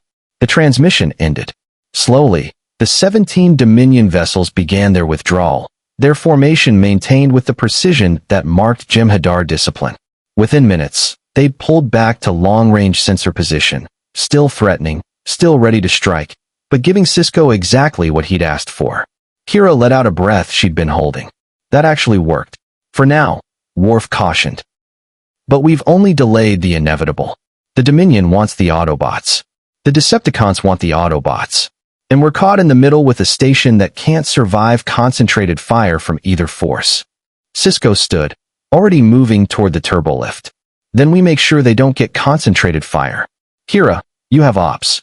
Dax, Worf, you're with me. We're going to meet this founder and find out exactly what they're offering. Benjamin, Kira said carefully, meeting a founder alone is dangerous. They're shapeshifters. They could replace you, infiltrate the station. I know the risks, Major. But if there's any chance of negotiating our way out of this without more bloodshed, I have to take it. He paused at the turbolift entrance. And I won't be alone. I'll have the two most qualified officers on this station watching my back. In the infirmary, Dr. Bashir worked with controlled urgency on 3 patients who redefined everything he understood about medicine.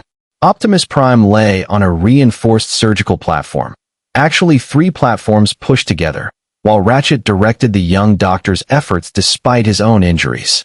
Bumblebee and Jazz occupied adjacent platforms, their armor scored and damaged, energon leaking from multiple wounds. Their physiology is fascinating, Bashir said, his hands moving with genetically enhanced precision as he followed Ratchet's instructions to seal a damaged fuel line in Bumblebee's leg. The energon serves as blood, fuel, and apparently a conductor for neural impulses. But the repair protocols are completely different from organic healing. I'm essentially welding living tissue. You're doing well for an organic, Ratchet said, his own damaged arm hanging loose while he refused treatment until his patients were stable. Most species can't even comprehend Cybertronian physiology, let alone perform effective repairs. How are their energy reserves? O'Brien asked from the doorway, a PED in one hand and burns on his uniform from the engineering explosion. Behind him, security officers stood guard. Not against the Autobots, but to keep curious station personnel away from beings that half the quadrant now wanted to capture, study, or destroy. Ratchet's optics dimmed. Critical. Optimus is at 6%. Bumblebee and Jazz are both under 8. Without energon replenishment in the next 3 hours, their sparks will enter emergency stasis. They'll survive, but they'll be helpless. Vulnerable. Then it's a good thing we figured it out, O'Brien said, managing a tired smile. He held up a cylindrical container that glowed with familiar blue light. It's not perfect. It's not pure. But it's energon, or close enough that your people's systems should accept it as fuel. We synthesized it from wormhole energy using the quantum harmonics Ratchet provided. The prophets even seemed to approve, somehow. The energy practically jumped into our containment matrix. Every Autobot in the room focused on that container with an intensity that made the air feel charged. Ratchet reached out carefully with his functioning arm and took the cylinder. He ran internal scans, his optics brightening and dimming as he processed the data. It's crude, he finally said. Inefficient compared to natural energon. But it's viable. Chief O'Brien, you've potentially saved all our lives. How much can you produce? Bashir asked, already calculating medical applications. Right now? About 2 liters every 3 hours, and that's pushing our antimatter reserves to the limit. It's not sustainable long-term. O'Brien's expression turned grim. But it'll keep your people functional while we figure out something more permanent. Ratchet carefully opened his chest compartment, revealing the glowing spark that was his essence, his soul, and introduced the synthesized energon into his fuel intake. The effect was immediate. His optics brightened. His damaged systems began self-repair protocols. The energon burns on his arm started to close, nanomachines in his body working with renewed power. By the all-spark, Ratchet breathed. It's working. He moved to Optimus Prime first, administering the precious fuel directly to the Autobot leader's depleted systems. Optimus's optics flickered online, focusing slowly as his consciousness emerged from the edge of emergency shutdown. Ratchet, Optimus said, his voice stronger than it had been in space. Status report. We're alive, Prime. The Decepticons withdrew. The Dominion is negotiating. And thanks to Chief O'Brien and Commander Dax, we have a source of energon. Ratchet administered doses to Bumblebee and Jazz, watching both Autobots revive with visible relief.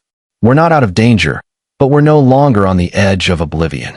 Optimus sat up slowly, testing his systems. The Dominion is negotiating. That's potentially worse than if they'd simply attacked. He looked at O'Brien. Thank you, Chief. For the energon, and for the trust required to create it. Not many species would invest such effort in strangers. You're not strangers anymore, O'Brien replied. Your allies. And allies don't let allies shut down from fuel starvation. He checked his PADD. Though I should mention, Captain Sisko is about to meet with a founder to discuss your future. Thought you might want to know. Optimus was on his feet in seconds, Bumblebee and Jazz rising with him despite Bashir's protests. Where? Cargo Bay 6, O'Brien said. Neutral territory. Sisko insisted on minimal security presence to show good faith. Then he needs us there, Optimus declared. The founders must understand that Autobots aren't negotiating pieces. We're sentient beings with our own agency. He looked at his team. Can you function? At about 40% capacity, Jazz reported, rotating his repaired shoulder experimentally. But yeah, I can function. Better than sitting here while others decide our fate. The 5 Autobots, Optimus, Bumblebee, Jazz, Ratchet, and Ironhide who joined them from the cargo bay, made their way through DS9's corridors. Station personnel pressed themselves against walls to let the massive warriors pass, some staring in awe, others in fear, all of them aware that these beings represented something unprecedented in Federation history. Cargo Bay 6 had been cleared of all equipment, creating an open space large enough for the meeting. Sisko stood in the center with Dax and Worf flanking him, their phasers holstered but accessible. Across from them, a puddle of liquid held its shape, a changeling in its natural form, refusing to take humanoid shape as a subtle power play. The founder's voice emanated from the liquid somehow. Captain Sisko, you're prompt. I appreciate efficiency. Let's skip the pleasantries, Sisko said. You want the Autobots. I'm not handing them over. So what terms are you actually offering? Direct. Also efficient. The changeling rippled, and suddenly a humanoid figure stood where the puddle had been.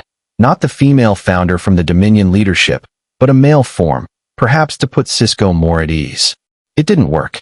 The founders have observed these Autobots with fascination. Beings who can change their form, yet are not born of the Great Link. This suggests possibilities we must explore. We're offering them a place in the Dominion, not as slaves, but as honored allies. Full citizenship, unlimited resources, protection from their Decepticon enemies. In exchange for what? Dax asked. Information, the founder replied simply.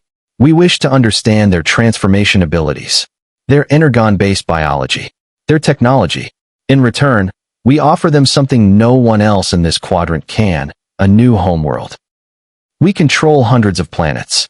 One could be designated as New Cybertron, populated entirely by their kind, governed by their own laws. The cargo bay doors opened. 5 Autobot warriors entered, their footsteps echoing in the vast space.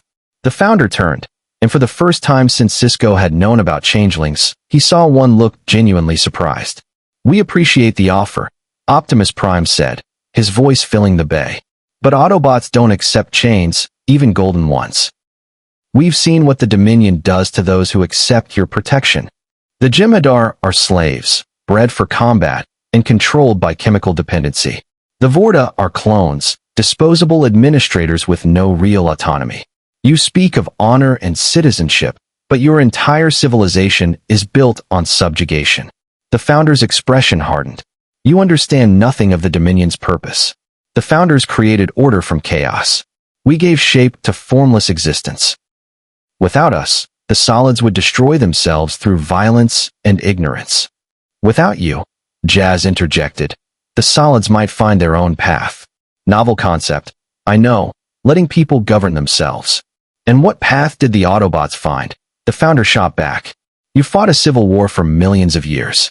You've reduced your homeworld to rubble. Your people are scattered, exhausted, barely surviving.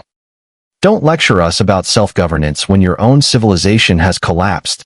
The words hit harder than phaser fire. Optimus Prime was silent for a long moment, and Sisko saw the weight of millennia in that pause. The Autobot leader finally spoke, his voice quiet, but carrying absolute conviction. You're right. We failed. Our civilization did collapse. We let ideology divide us until there was nothing left but war. Optimus stepped closer to the founder, his massive frame looming. But we learned something from that failure. We learned that freedom is worth any price. That principles matter more than survival. That it's better to die free than live as someone else's tool. So no, founder. We don't accept your offer. We'll take our chances with the Federation, with uncertainty, with the possibility of destruction. Because at least then, we'll die as ourselves.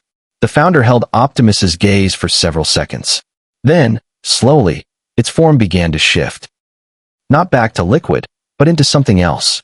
The shape grew, expanded, metal textures appearing where flesh had been. Within moments, a crude approximation of an Autobot stood before them. Not perfect, but recognizable. A statement: I can become you. I can take your form. What makes you special? Impressive, Optimus said without emotion. But you're mimicking the shell, not the spark. You can look like a Cybertronian, but you'll never understand what it means to be one. Because we're not defined by our ability to transform. We're defined by the choices we make when transformation isn't enough. The founder shifted back to humanoid form, its expression unreadable. It turned to Sisko. Captain, the Dominion cannot allow such powerful beings to operate independently in the Alpha Quadrant. You have 3 options: surrender them to us, destroy them yourselves, or face the full military might of the Dominion until one of those outcomes occurs. Choose. Before Sisko could respond, alarms screamed throughout the station. Kira's voice came through urgent and strained. Captain, we have a massive energy spike at the wormhole. Something's coming through. Something big. On the cargo bay's monitor, the wormhole spiraled open, and through it came a ship that made the Dominion flagship look like a shuttlecraft. 15 kilometers long, its hull dark gray and angular, bristling with weapons that could reduce planets to debris. Every Autobot in the cargo bay went rigid with recognition. That's impossible, Bumblebee whispered.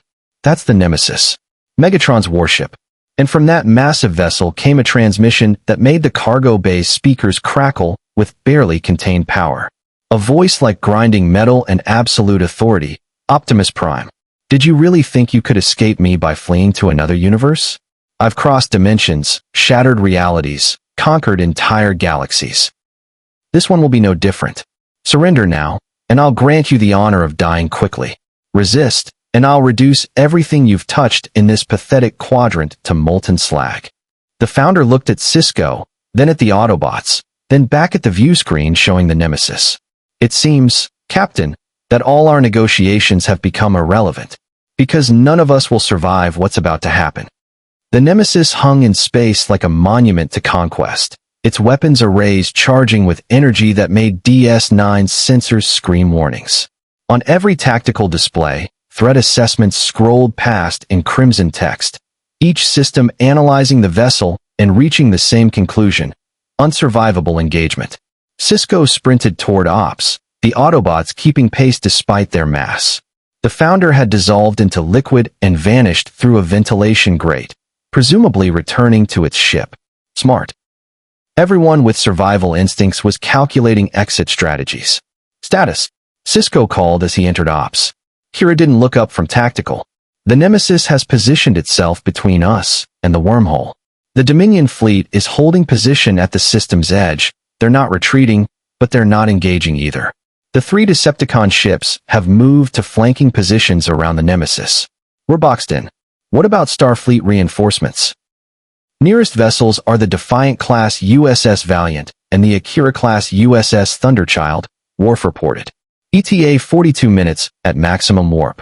Captain, even with reinforcements, we're facing a vessel that outmasses a Borg cube. Optimus Prime moved to the view screen, his optics locked on the Nemesis.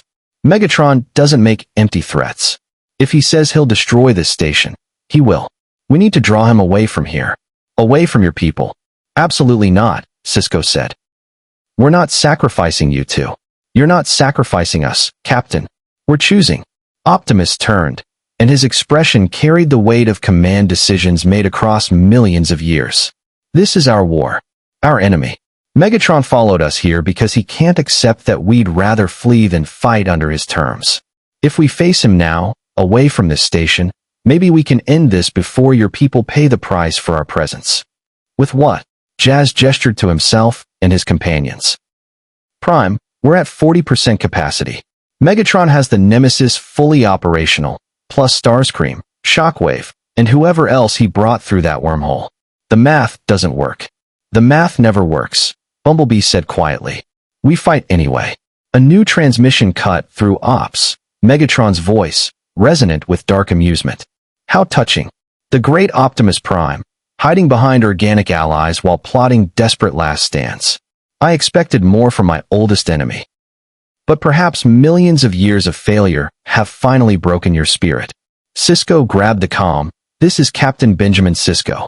You're in Federation space. Your quarrel is with the Autobots, not us. Take your fight elsewhere. Oh, but Captain, your station has become part of my quarrel by harboring my property. Yes, property. These Autobots are Cybertronian resources that belong under Decepticon control. Their rebellion has lasted long enough. Megatron's tone shifted, becoming almost conversational. But I'm not unreasonable. Surrender Optimus Prime to me, just him, and I'll spare your station, your people, even his loyal soldiers. One spark in exchange for thousands of lives. Surely even an Autobot can calculate that cost-benefit analysis. Optimus's voice was steady. I'll go. Prime, no, Ratchet started. I'll go. Optimus repeated louder. But not as a prisoner. Megatron, you want to end this? Fine. Single combat. You and me. No armies, no backup, no interference. Winner takes everything. The Autobots leave if you win, or you and your Decepticons leave if I win. The Federation gets its piece either way. Silence stretched for 5 seconds. Then Megatron laughed, a sound like collapsing buildings. Single combat. How primitive. How appropriate. Very well, Optimus Prime. I accept your challenge. But not here. Not on this station where your organic friends might interfere. There's a moon in this system. Bajorans 4, I believe. The place where you crashed. We'll meet there in 1 hour. Come alone, or I'll interpret it as forfeit and reduce Deep Space Nine to particles. The transmission ended. You can't do this, Sisko said immediately. It's a trap. Megatron won't honor single combat. He will, Optimus replied. Because his pride won't allow anything else. Megatron sees himself as the rightful leader of all Cybertronians. Defeating me in front of witnesses, proving his superiority once and for all, that's worth more to him than tactical advantage. Dax looked up from her console. Captain, I'm detecting energy readings from the Nemesis consistent with manufacturing processes. They're building something. Multiple somethings. Megatron's creating reinforcements, Ratchet said grimly. He has mobile construction facilities on the Nemesis. Give him enough time, and he'll build an entire Decepticon army from raw materials. Then we don't give him time, Worf stated. We attack now, while he's distracted with manufacturing. With what? Kira gestured at tactical displays showing the Nemesis's defenses. Our weapons barely scratched those smaller Decepticon ships. That thing has armor we can't penetrate. O'Brien's voice crackled over the comm from engineering. Captain, I might have an idea. It's insane, but so is everything else today. The wormhole energy we used for energon synthesis, it destabilizes Cybertronian molecular matrices. That's why our first test exploded. What if we weaponized that instability? Explain, Sisko ordered. We create a torpedo warhead filled with wormhole energy. When it detonates against Cybertronian armor, instead of just exploding, it causes a chain reaction in their hull plating. Makes their own structural integrity work against them. A pause. Theoretically, I have no idea if it'll actually work, and we'd need the Prophet's cooperation to harvest enough energy. Optimus Prime's optics brightened. Chief O'Brien, you're suggesting we turn the very thing that saved us into a weapon against Megatron. Only if we have to, O'Brien replied. And only if the Prophets agree to help. They don't usually approve of weaponizing their wormhole. I'll speak with the Prophets, Sisko said. The station's personnel knew what that meant. The emissary entering the wormhole to commune with non-linear beings who existed outside time. It wasn't something done lightly. Prepare the torpedo. Optimus, you get your combat. But you won't face Megatron alone. Captain, no arguments. You came here seeking asylum. The Federation doesn't abandon those under its protection, and we sure as hell don't let them walk into execution chambers disguised as fair fights. Sisko's expression hardened. We're going to Bajorans 4. All of us. Autobots, Starfleet, and anyone else who wants to see Megatron's tyranny end. If this is where we make our stand, then we make it together. Optimus Prime studied Sisko for a long moment, then extended his massive hand. Then we fight as one. Autobots and Federation, united against a tyrant who's terrorized the galaxy for too long. Sisko gripped the Autobot's hand. Till all are one. 47 minutes later, a small fleet assembled in orbit of Bajoran's 4. The USS Defiant, 3 runabouts, and 2 Bajoran interceptors, everything DS9 could spare without leaving the station defenseless. In the Defiant's cargo bay, 5 Autobots prepared for battle with synthesized energon coursing through their systems and determination forged across millions of years. On the moon's surface, Megatron waited. The Decepticon leader stood alone as promised, but the nemesis loomed overhead like a threat made manifest. Starscream and Shockwave's ships maintained position at a distance, watching, waiting, ready to intervene if their leader commanded. The Defiant landed 200 meters from Megatron's position. The cargo bay doors opened, and Optimus Prime walked out into the thin atmosphere, his team following. Behind them came Sisko, Worf, and a security detail armed with phaser rifles and 1 experimental torpedo containing weaponized wormhole energy. Megatron was larger than Optimus by half a meter, his frame built for intimidation. Silver and gray armor covered a body designed for war, and his fusion cannon hummed with barely restrained power. When he spoke, his voice carried across the barren landscape. Optimus Prime, after all these millennia, it comes to this. Just you and me, fighting over principles that neither of us can remember clearly anymore. I remember perfectly, Optimus replied. You wanted to conquer. I wanted to coexist. That choice defined everything that came after. And look where your coexistence brought us. Cybertron destroyed. Our people scattered. Endless war with no victor. Megatron's optics blazed. I could have brought order. Peace through strength. Unity through power. But you chose division instead. I chose freedom. There's a difference. Megatron raised his fusion cannon. Then die free, old friend. The shot lit up the moon's surface like a second sun. Optimus dodged, barely, the blast carving a trench in the ground. He returned fire with his ion blaster, the energy beam striking Megatron's chest armor and forcing the Decepticon back 1 step. And the battle that had raged across galaxies, across millions of years, across countless worlds, entered its final chapter on a barren moon in a universe neither combatant called home. The 2 Titans collided with force that registered on seismic sensors across 3 continents. Megatron's fusion cannon fired at point-blank range, the blast catching Optimus in the shoulder and sending him sprawling.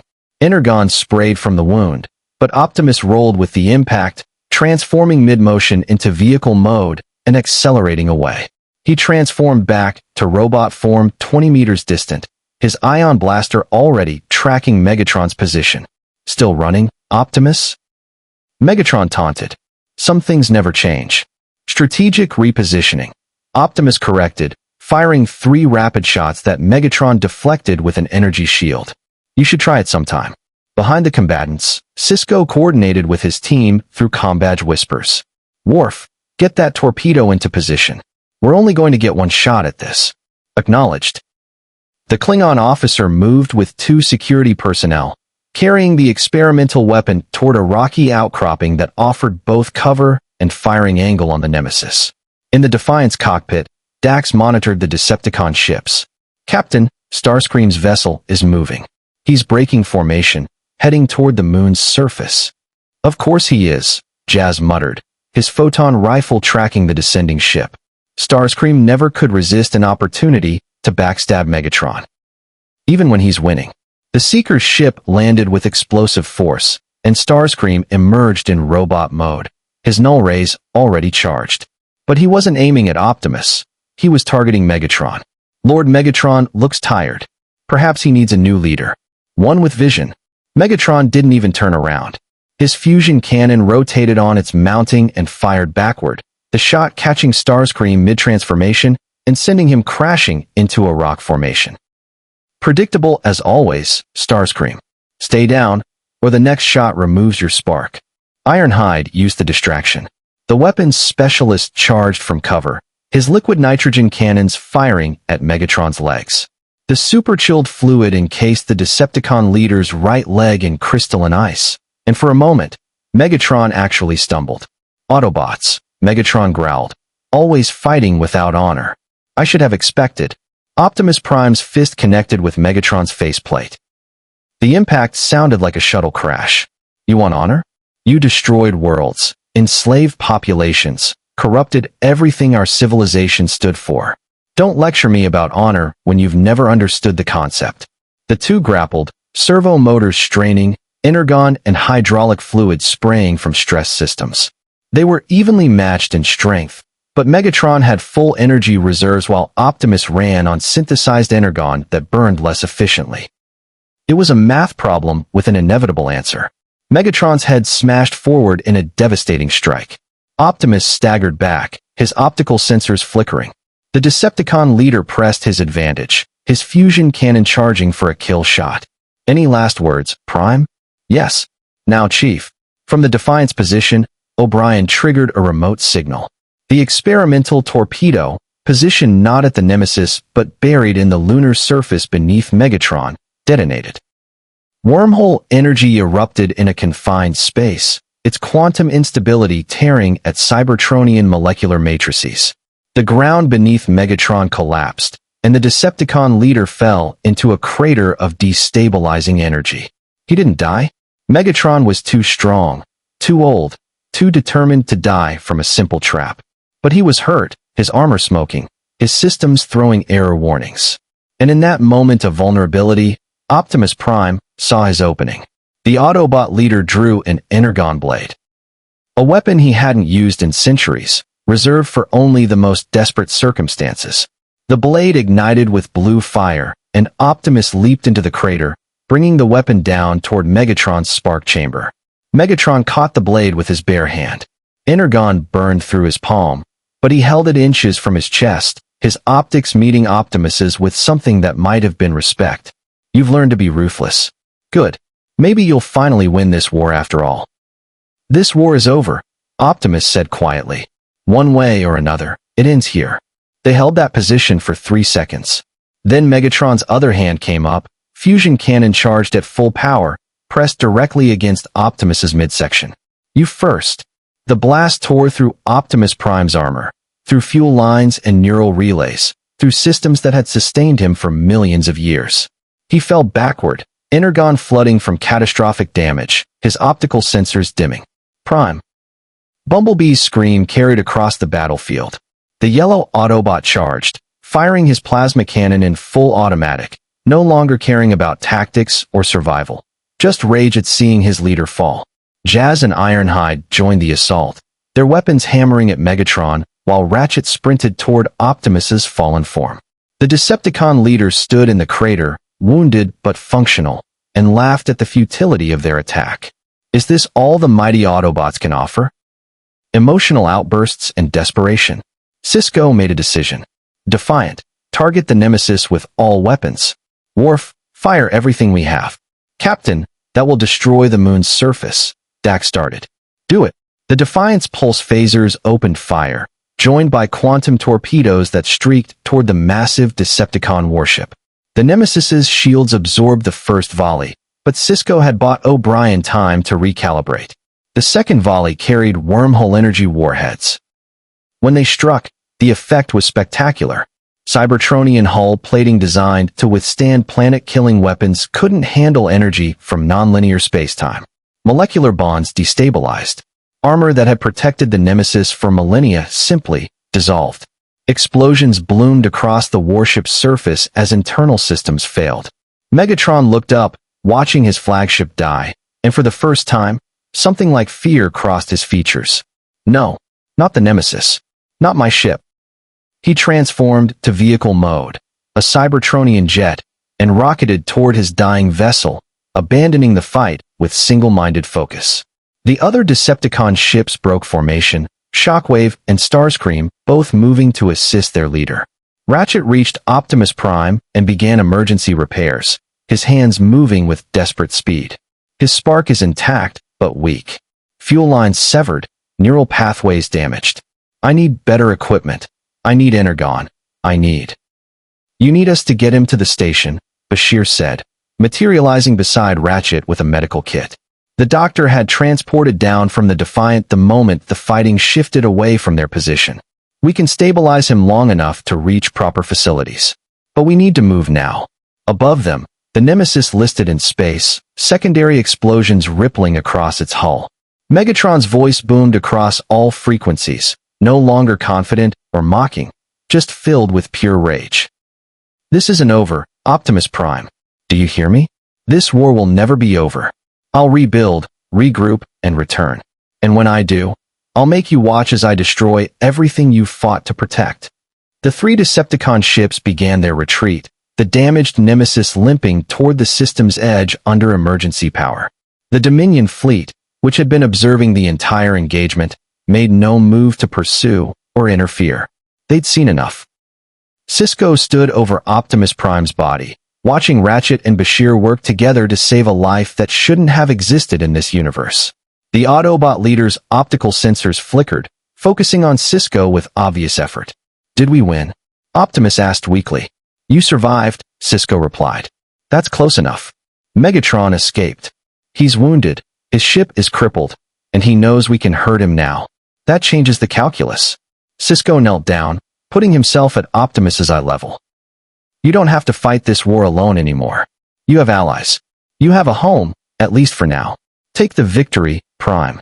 Optimus Prime's optics dimmed as emergency stasis protocols engaged, his body shutting down non-essential systems to preserve his spark. But before consciousness faded entirely, he managed 2 words. Till all are one. The Defiance transporters engaged, beaming the wounded Autobot directly to DS9's reinforced cargo bay, where a full medical and engineering team waited. As the away team prepared to follow, Kira's voice came through the comm. Benjamin, the Dominion is hailing. The Founder wants to speak with you again. Sisko looked at the crater where Megatron had nearly killed Optimus Prime, at the destruction carved across the moon's surface, at the distant shape of the Nemesis retreating with its tail between its legs. Tell the Founder, I'll take the call from the station. And Major? Prepare a statement for Starfleet Command. Something along the lines of, Deep Space Nine has just survived first contact with 2 separate mechanical civilizations, formed an alliance with one of them, and weaponized the Prophet's wormhole. Request permission to do it again if necessary. Kira's response carried tired amusement. I'll phrase it more diplomatically. Where's the fun in that? 3 days after the battle, Optimus Prime finally emerged from emergency repairs. The Autobot leader stood in Cargo Bay 2, his armor patched with a mixture of Cybertronian alloys and Federation duranium, a visible testament to the alliance that had saved his life. Ratchet had worked around the clock with O'Brien and Bashir, creating medical procedures that bridged 2 entirely different forms of life. The result was imperfect but functional. Sisko entered the bay to find all 5 Autobots gathered in a rough circle, their postures suggesting a conversation recently ended. They turned as one, and Optimus stepped forward. Captain Sisko, I owe you my life. We all do. The Autobot's voice carried renewed strength, though traces of damage remained in his vocal processors. The Federation could have surrendered us to the Dominion, or simply expelled us to save itself. Instead, you fought beside us. That debt cannot be easily repaid. You don't owe us anything, Sisko replied. We did what was right.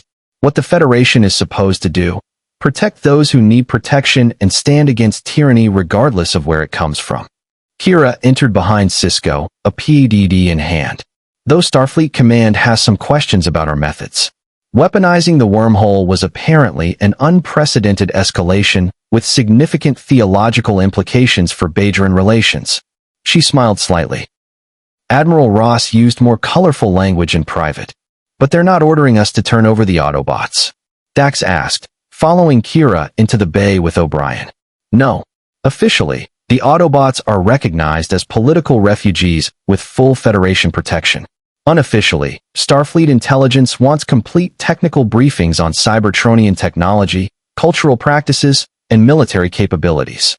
Kira's expression turned serious. The Dominion is still out there. Megatron is still out there. And according to long-range sensors, the Nemesis has taken position in the Badlands where we can't easily track it. This isn't over. It never is, Jazz said quietly. Wars don't end with single battles. They end with attrition, exhaustion, or one side finally accepting defeat. Megatron will never accept defeat. Then we prepare for him to return, Worf stated, entering with a security detail. The Decepticons represent a strategic threat equivalent to the Borg. Possibly greater, given their capacity for adaptation and guerrilla warfare. We must develop countermeasures. Optimus Prime nodded slowly. Commander Worf is correct. Megatron won't rest until he's conquered this quadrant or been destroyed. But there's another factor we must consider. He looked at each of his Autobots. We came here fleeing war, hoping to find peace. Instead, we brought our conflict to your doorstep and nearly got you all killed. The question is, do we stay, knowing Megatron will target anyone who allies with us? Or do we leave, take our war elsewhere, and spare the Federation further involvement? The cargo bay fell silent. It was Bumblebee who finally spoke, his electronic voice carrying unusual gravity. Prime, there's nowhere else to go. The spatial rift collapsed. We're trapped in this universe until we find another way home, if we even can find one. And even if we could leave, running hasn't worked. Megatron followed us across dimensions. He'll follow us anywhere. Then we make our stand here, Ironhide said bluntly. We choose our ground, our allies, and we fight until one side can't fight anymore. And what about the people who get caught in the crossfire? Ratchet challenged. How many Federation citizens die because we decided to make their space our battlefield? We've seen this pattern before. Civilizations destroyed because Autobots and Decepticons turned their worlds into war zones. Which is why we don't make that choice alone, Sisko interjected. This is Federation space. Federation citizens. Our decision to make. And I'm telling you, officially, that you're welcome here. The Dominion War already makes this region a battlefield. At least with you here, we have allies who can actually match the Decepticons when they inevitably return. Odo entered the bay, his security chief instincts drawing him to potential threats. Captain, there's been a development. The founder I spoke with has transmitted a formal message through diplomatic channels. The Dominion is willing to establish a non-aggression pact regarding the Autobots. Every head turned toward the changeling. Explain, Sisko ordered. The founders have analyzed the battle data. They've concluded that Cybertronian technology is too unpredictable and too resource-intensive to acquire. More importantly, they witnessed Megatron's betrayal of what they consider tactical logic. Abandoning a winning position to save his ship showed emotional attachment they view as weakness. Odo's expression suggested he didn't entirely agree with that assessment. They're offering to leave the Autobots alone if the Federation agrees not to deploy Cybertronian weapons against Dominion forces. They want to make sure we don't give the Autobots to the Klingon or Romulans, Dax translated. Keep the technology contained to Federation space where they can monitor it. A logical compromise, Worf admitted grudgingly. The Dominion cannot defeat both the Federation and Cybertronian warriors simultaneously. They're cutting their losses. Optimus Prime studied Odo with careful attention. And do the founders trust that the Federation will honor this agreement? They trust that Captain Sisko will honor it, Odo replied. You've earned a reputation among Dominion intelligence as someone who keeps his word, even when it's disadvantageous. They find it illogical but reliable. Sisko almost smiled. I'll take that as a compliment. Tell the founders we accept their terms, with one addition. The non-aggression pact extends to any Autobots who arrive in Federation space seeking asylum. We're not just protecting these 5. We're establishing precedent. They'll agree, Odo said with certainty. The founders don't want more Cybertronians in this quadrant any more than we do. Hey, Cliffjumper protested. We're standing right here. No offense intended, Odo replied dryly. But your arrival has been disruptive. Fair enough, Jazz conceded. Quark chose that moment to enter, never one to miss a significant gathering. Ah, Captain. Perfect timing. I've been approached by several Ferengi trade consortiums interested in establishing cultural exchange programs with our Cybertronian guests. Nothing invasive, of course. Just simple things like public appearances, technical demonstrations, perhaps some minor technology licensing. No, Ratchet, Optimus, and Sisko said simultaneously. Quark held up his hands defensively. Just exploring opportunities. Rule of acquisition number 62. The riskier the road, the greater the profit. Though in this case, maybe Rule 31 is more appropriate. Never make fun of a Ferengi's mother, or insult his business partners. He backed toward the exit. I'll just leave you to your diplomatic discussions. After the Ferengi departed, Sisko turned back to Optimus Prime. So, officially, you have Federation protection, a non-aggression pact with the Dominion, and access to energon synthesis that'll keep you functional. The question is, what do you want to do now? Optimus Prime looked at his team, then at the Federation officers who'd risked everything to protect them. What we've always done, Captain. We protect those who cannot protect themselves. We fight against tyranny and oppression. We work toward a universe where all sentient beings can live in freedom. His optical sensors brightened. But perhaps, for the first time in millions of years, we don't have to do it alone. The Dominion War needs every capable defender, Kira said carefully. But we can't ask you to fight our battles when you're still recovering from your own. You're not asking, Jazz replied. We're volunteering. The Dominion sounds remarkably like Decepticon philosophy, control through power, order through subjugation. We've been fighting that ideology for too long to stand aside now. Then it's settled, Sisko declared. The Autobots remain on Deep Space Nine as military advisors and rapid response assets. Chief O'Brien will continue working with Ratchet on energon synthesis and technology integration. Commander Dax will analyze Cybertronian defensive capabilities for potential adaptation. And Optimus Prime. He extended his hand. You and I will coordinate strategy for when Megatron inevitably returns. The Autobot leader gripped Sisko's hand with surprising gentleness for a being who could crush steel. Till all are one, Captain. Autobots and Federation, united against the darkness. From the cargo bay's entrance, a familiar voice called out. Sisko. It was Garrick, the exiled Cardassian tailor who was definitely not still Obsidian Order. Forgive the intrusion, but I couldn't help overhearing your plans. As someone with a vested interest in this station's continued survival, might I suggest that having giant mechanical warriors visible on the promenade could be diplomatically problematic? Perhaps some discretion regarding their public presence? Optimus Prime turned his full attention to the Cardassian. Are you suggesting we hide? I'm suggesting strategic ambiguity, Garrick replied smoothly. Let your enemies wonder where you are, what you're doing, how many of you there might be. Fear of the unknown is often more effective than visible displays of power. He smiled. Just a humble tailor's observation, of course. He has a point, Bumblebee admitted. Surprise is a tactical advantage. Fine, Optimus agreed. We'll maintain low profiles. But know this. If the Dominion threatens this station again, if Megatron returns, if anyone tries to harm those under our protection, we won't hesitate. Autobots don't hide when people need defending. I wouldn't expect anything less, Sisko replied. He looked around the cargo bay at the impossible alliance that had formed over 3 chaotic days. Autobots and Starfleet, mechanical and organic, refugees from one war joining another. We've got a long road ahead. The Dominion isn't defeated. Megatron will rebuild. And somewhere out there, who knows what other threats are waiting. But right now, today, we're stronger together than we were apart. That's worth celebrating. Quark's voice came through the comm. Captain, I've taken the liberty of preparing a small reception in the wardroom. Completely complimentary, of course.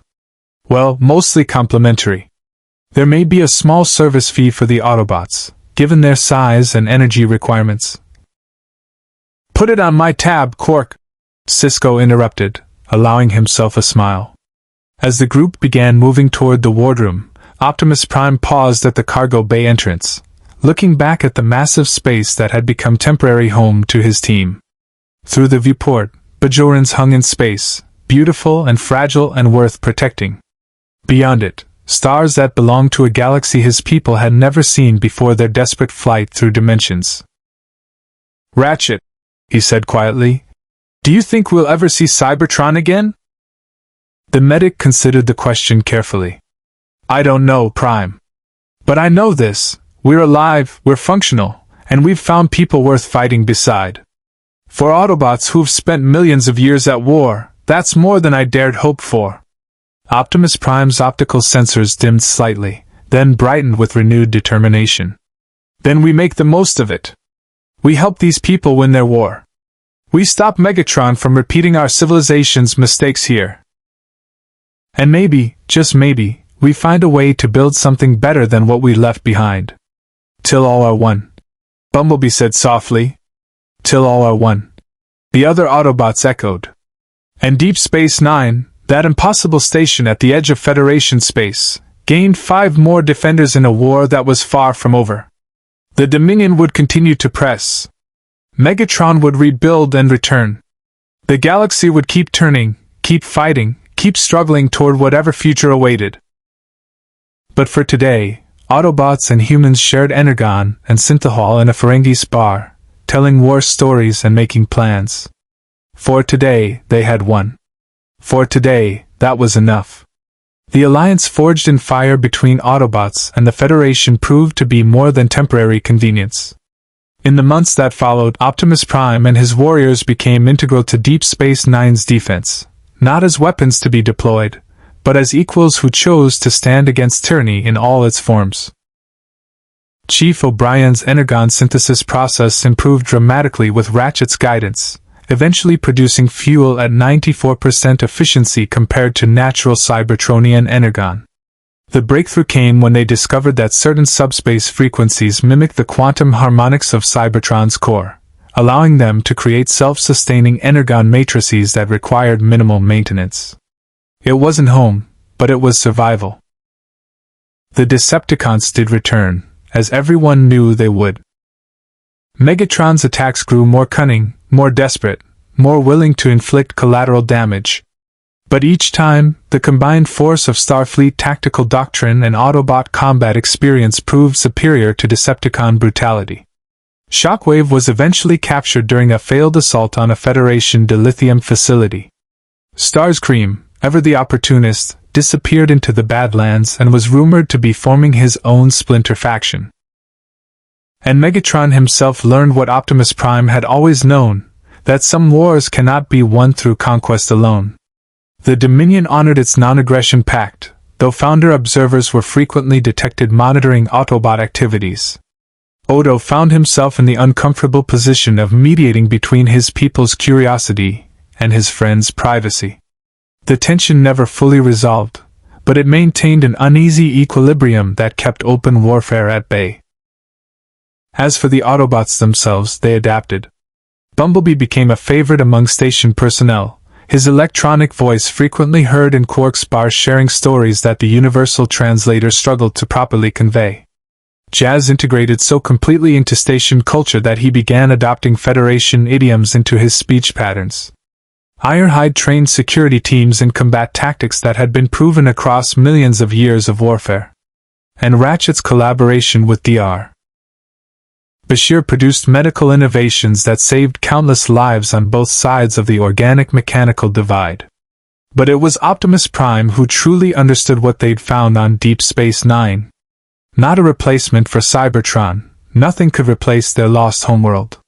But something equally valuable, a purpose beyond mere survival. A cause worth fighting for that wasn't defined by ancient grudges or endless cycles of revenge. One night, standing in the wardroom overlooking Bajorans, Optimus spoke with Captain Sisko about the nature of war and peace. "Do you think it will ever truly end?" Sisko asked, watching Dominion ships patrol the distant Gamma Quadrant through the wormhole's mouth.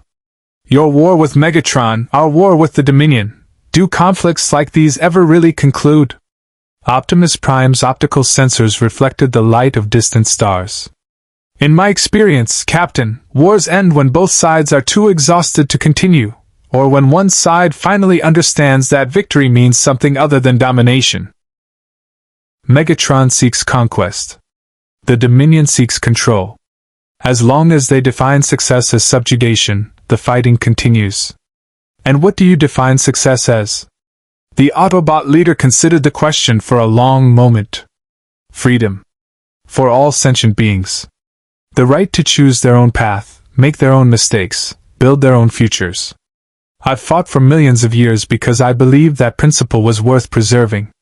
Here, in this station, among your people, I see that principle lived out daily. Humans, Bajorans, Klingon, even Ferengi and Cardassians, all choosing to coexist despite differences. It's messy, complicated, often frustrating. His optical sensors brightened. It's also beautiful. It's what we lost on Cybertron. What I hope we can help you preserve here. Sisko smiled. Then I'd say you've found your place, Optimus Prime. Not as refugees or warriors for hire, but as defenders of something bigger than any one species or civilization. The Dominion War will end eventually. All wars do. But the principles we fight for? Those endure. And having allies who fought across millions of years for the same ideals? That makes the fight feel a little less impossible. Till all are one, Optimus said quietly. Till all are one, Sisko echoed. The galaxy continued its eternal rotation. Wars raged and empires clashed. But on Deep Space Nine, at the edge of Federation space, near a wormhole created by beings outside time, 5 Autobot warriors stood watch alongside their organic allies. They had fled across dimensions to escape an endless war, only to discover that some wars are worth fighting, and some allies are worth dying beside. Megatron would return. The Dominion would press their advantage. New threats would emerge from the darkness between stars. But when they came, they would find not just the united federation of planets standing in defiance, but also warriors who'd learned across millions of years that freedom is the right of all sentient beings, and some principles are worth preserving across universes. The Autobots had found asylum in the Alpha Quadrant. They'd also found something more valuable.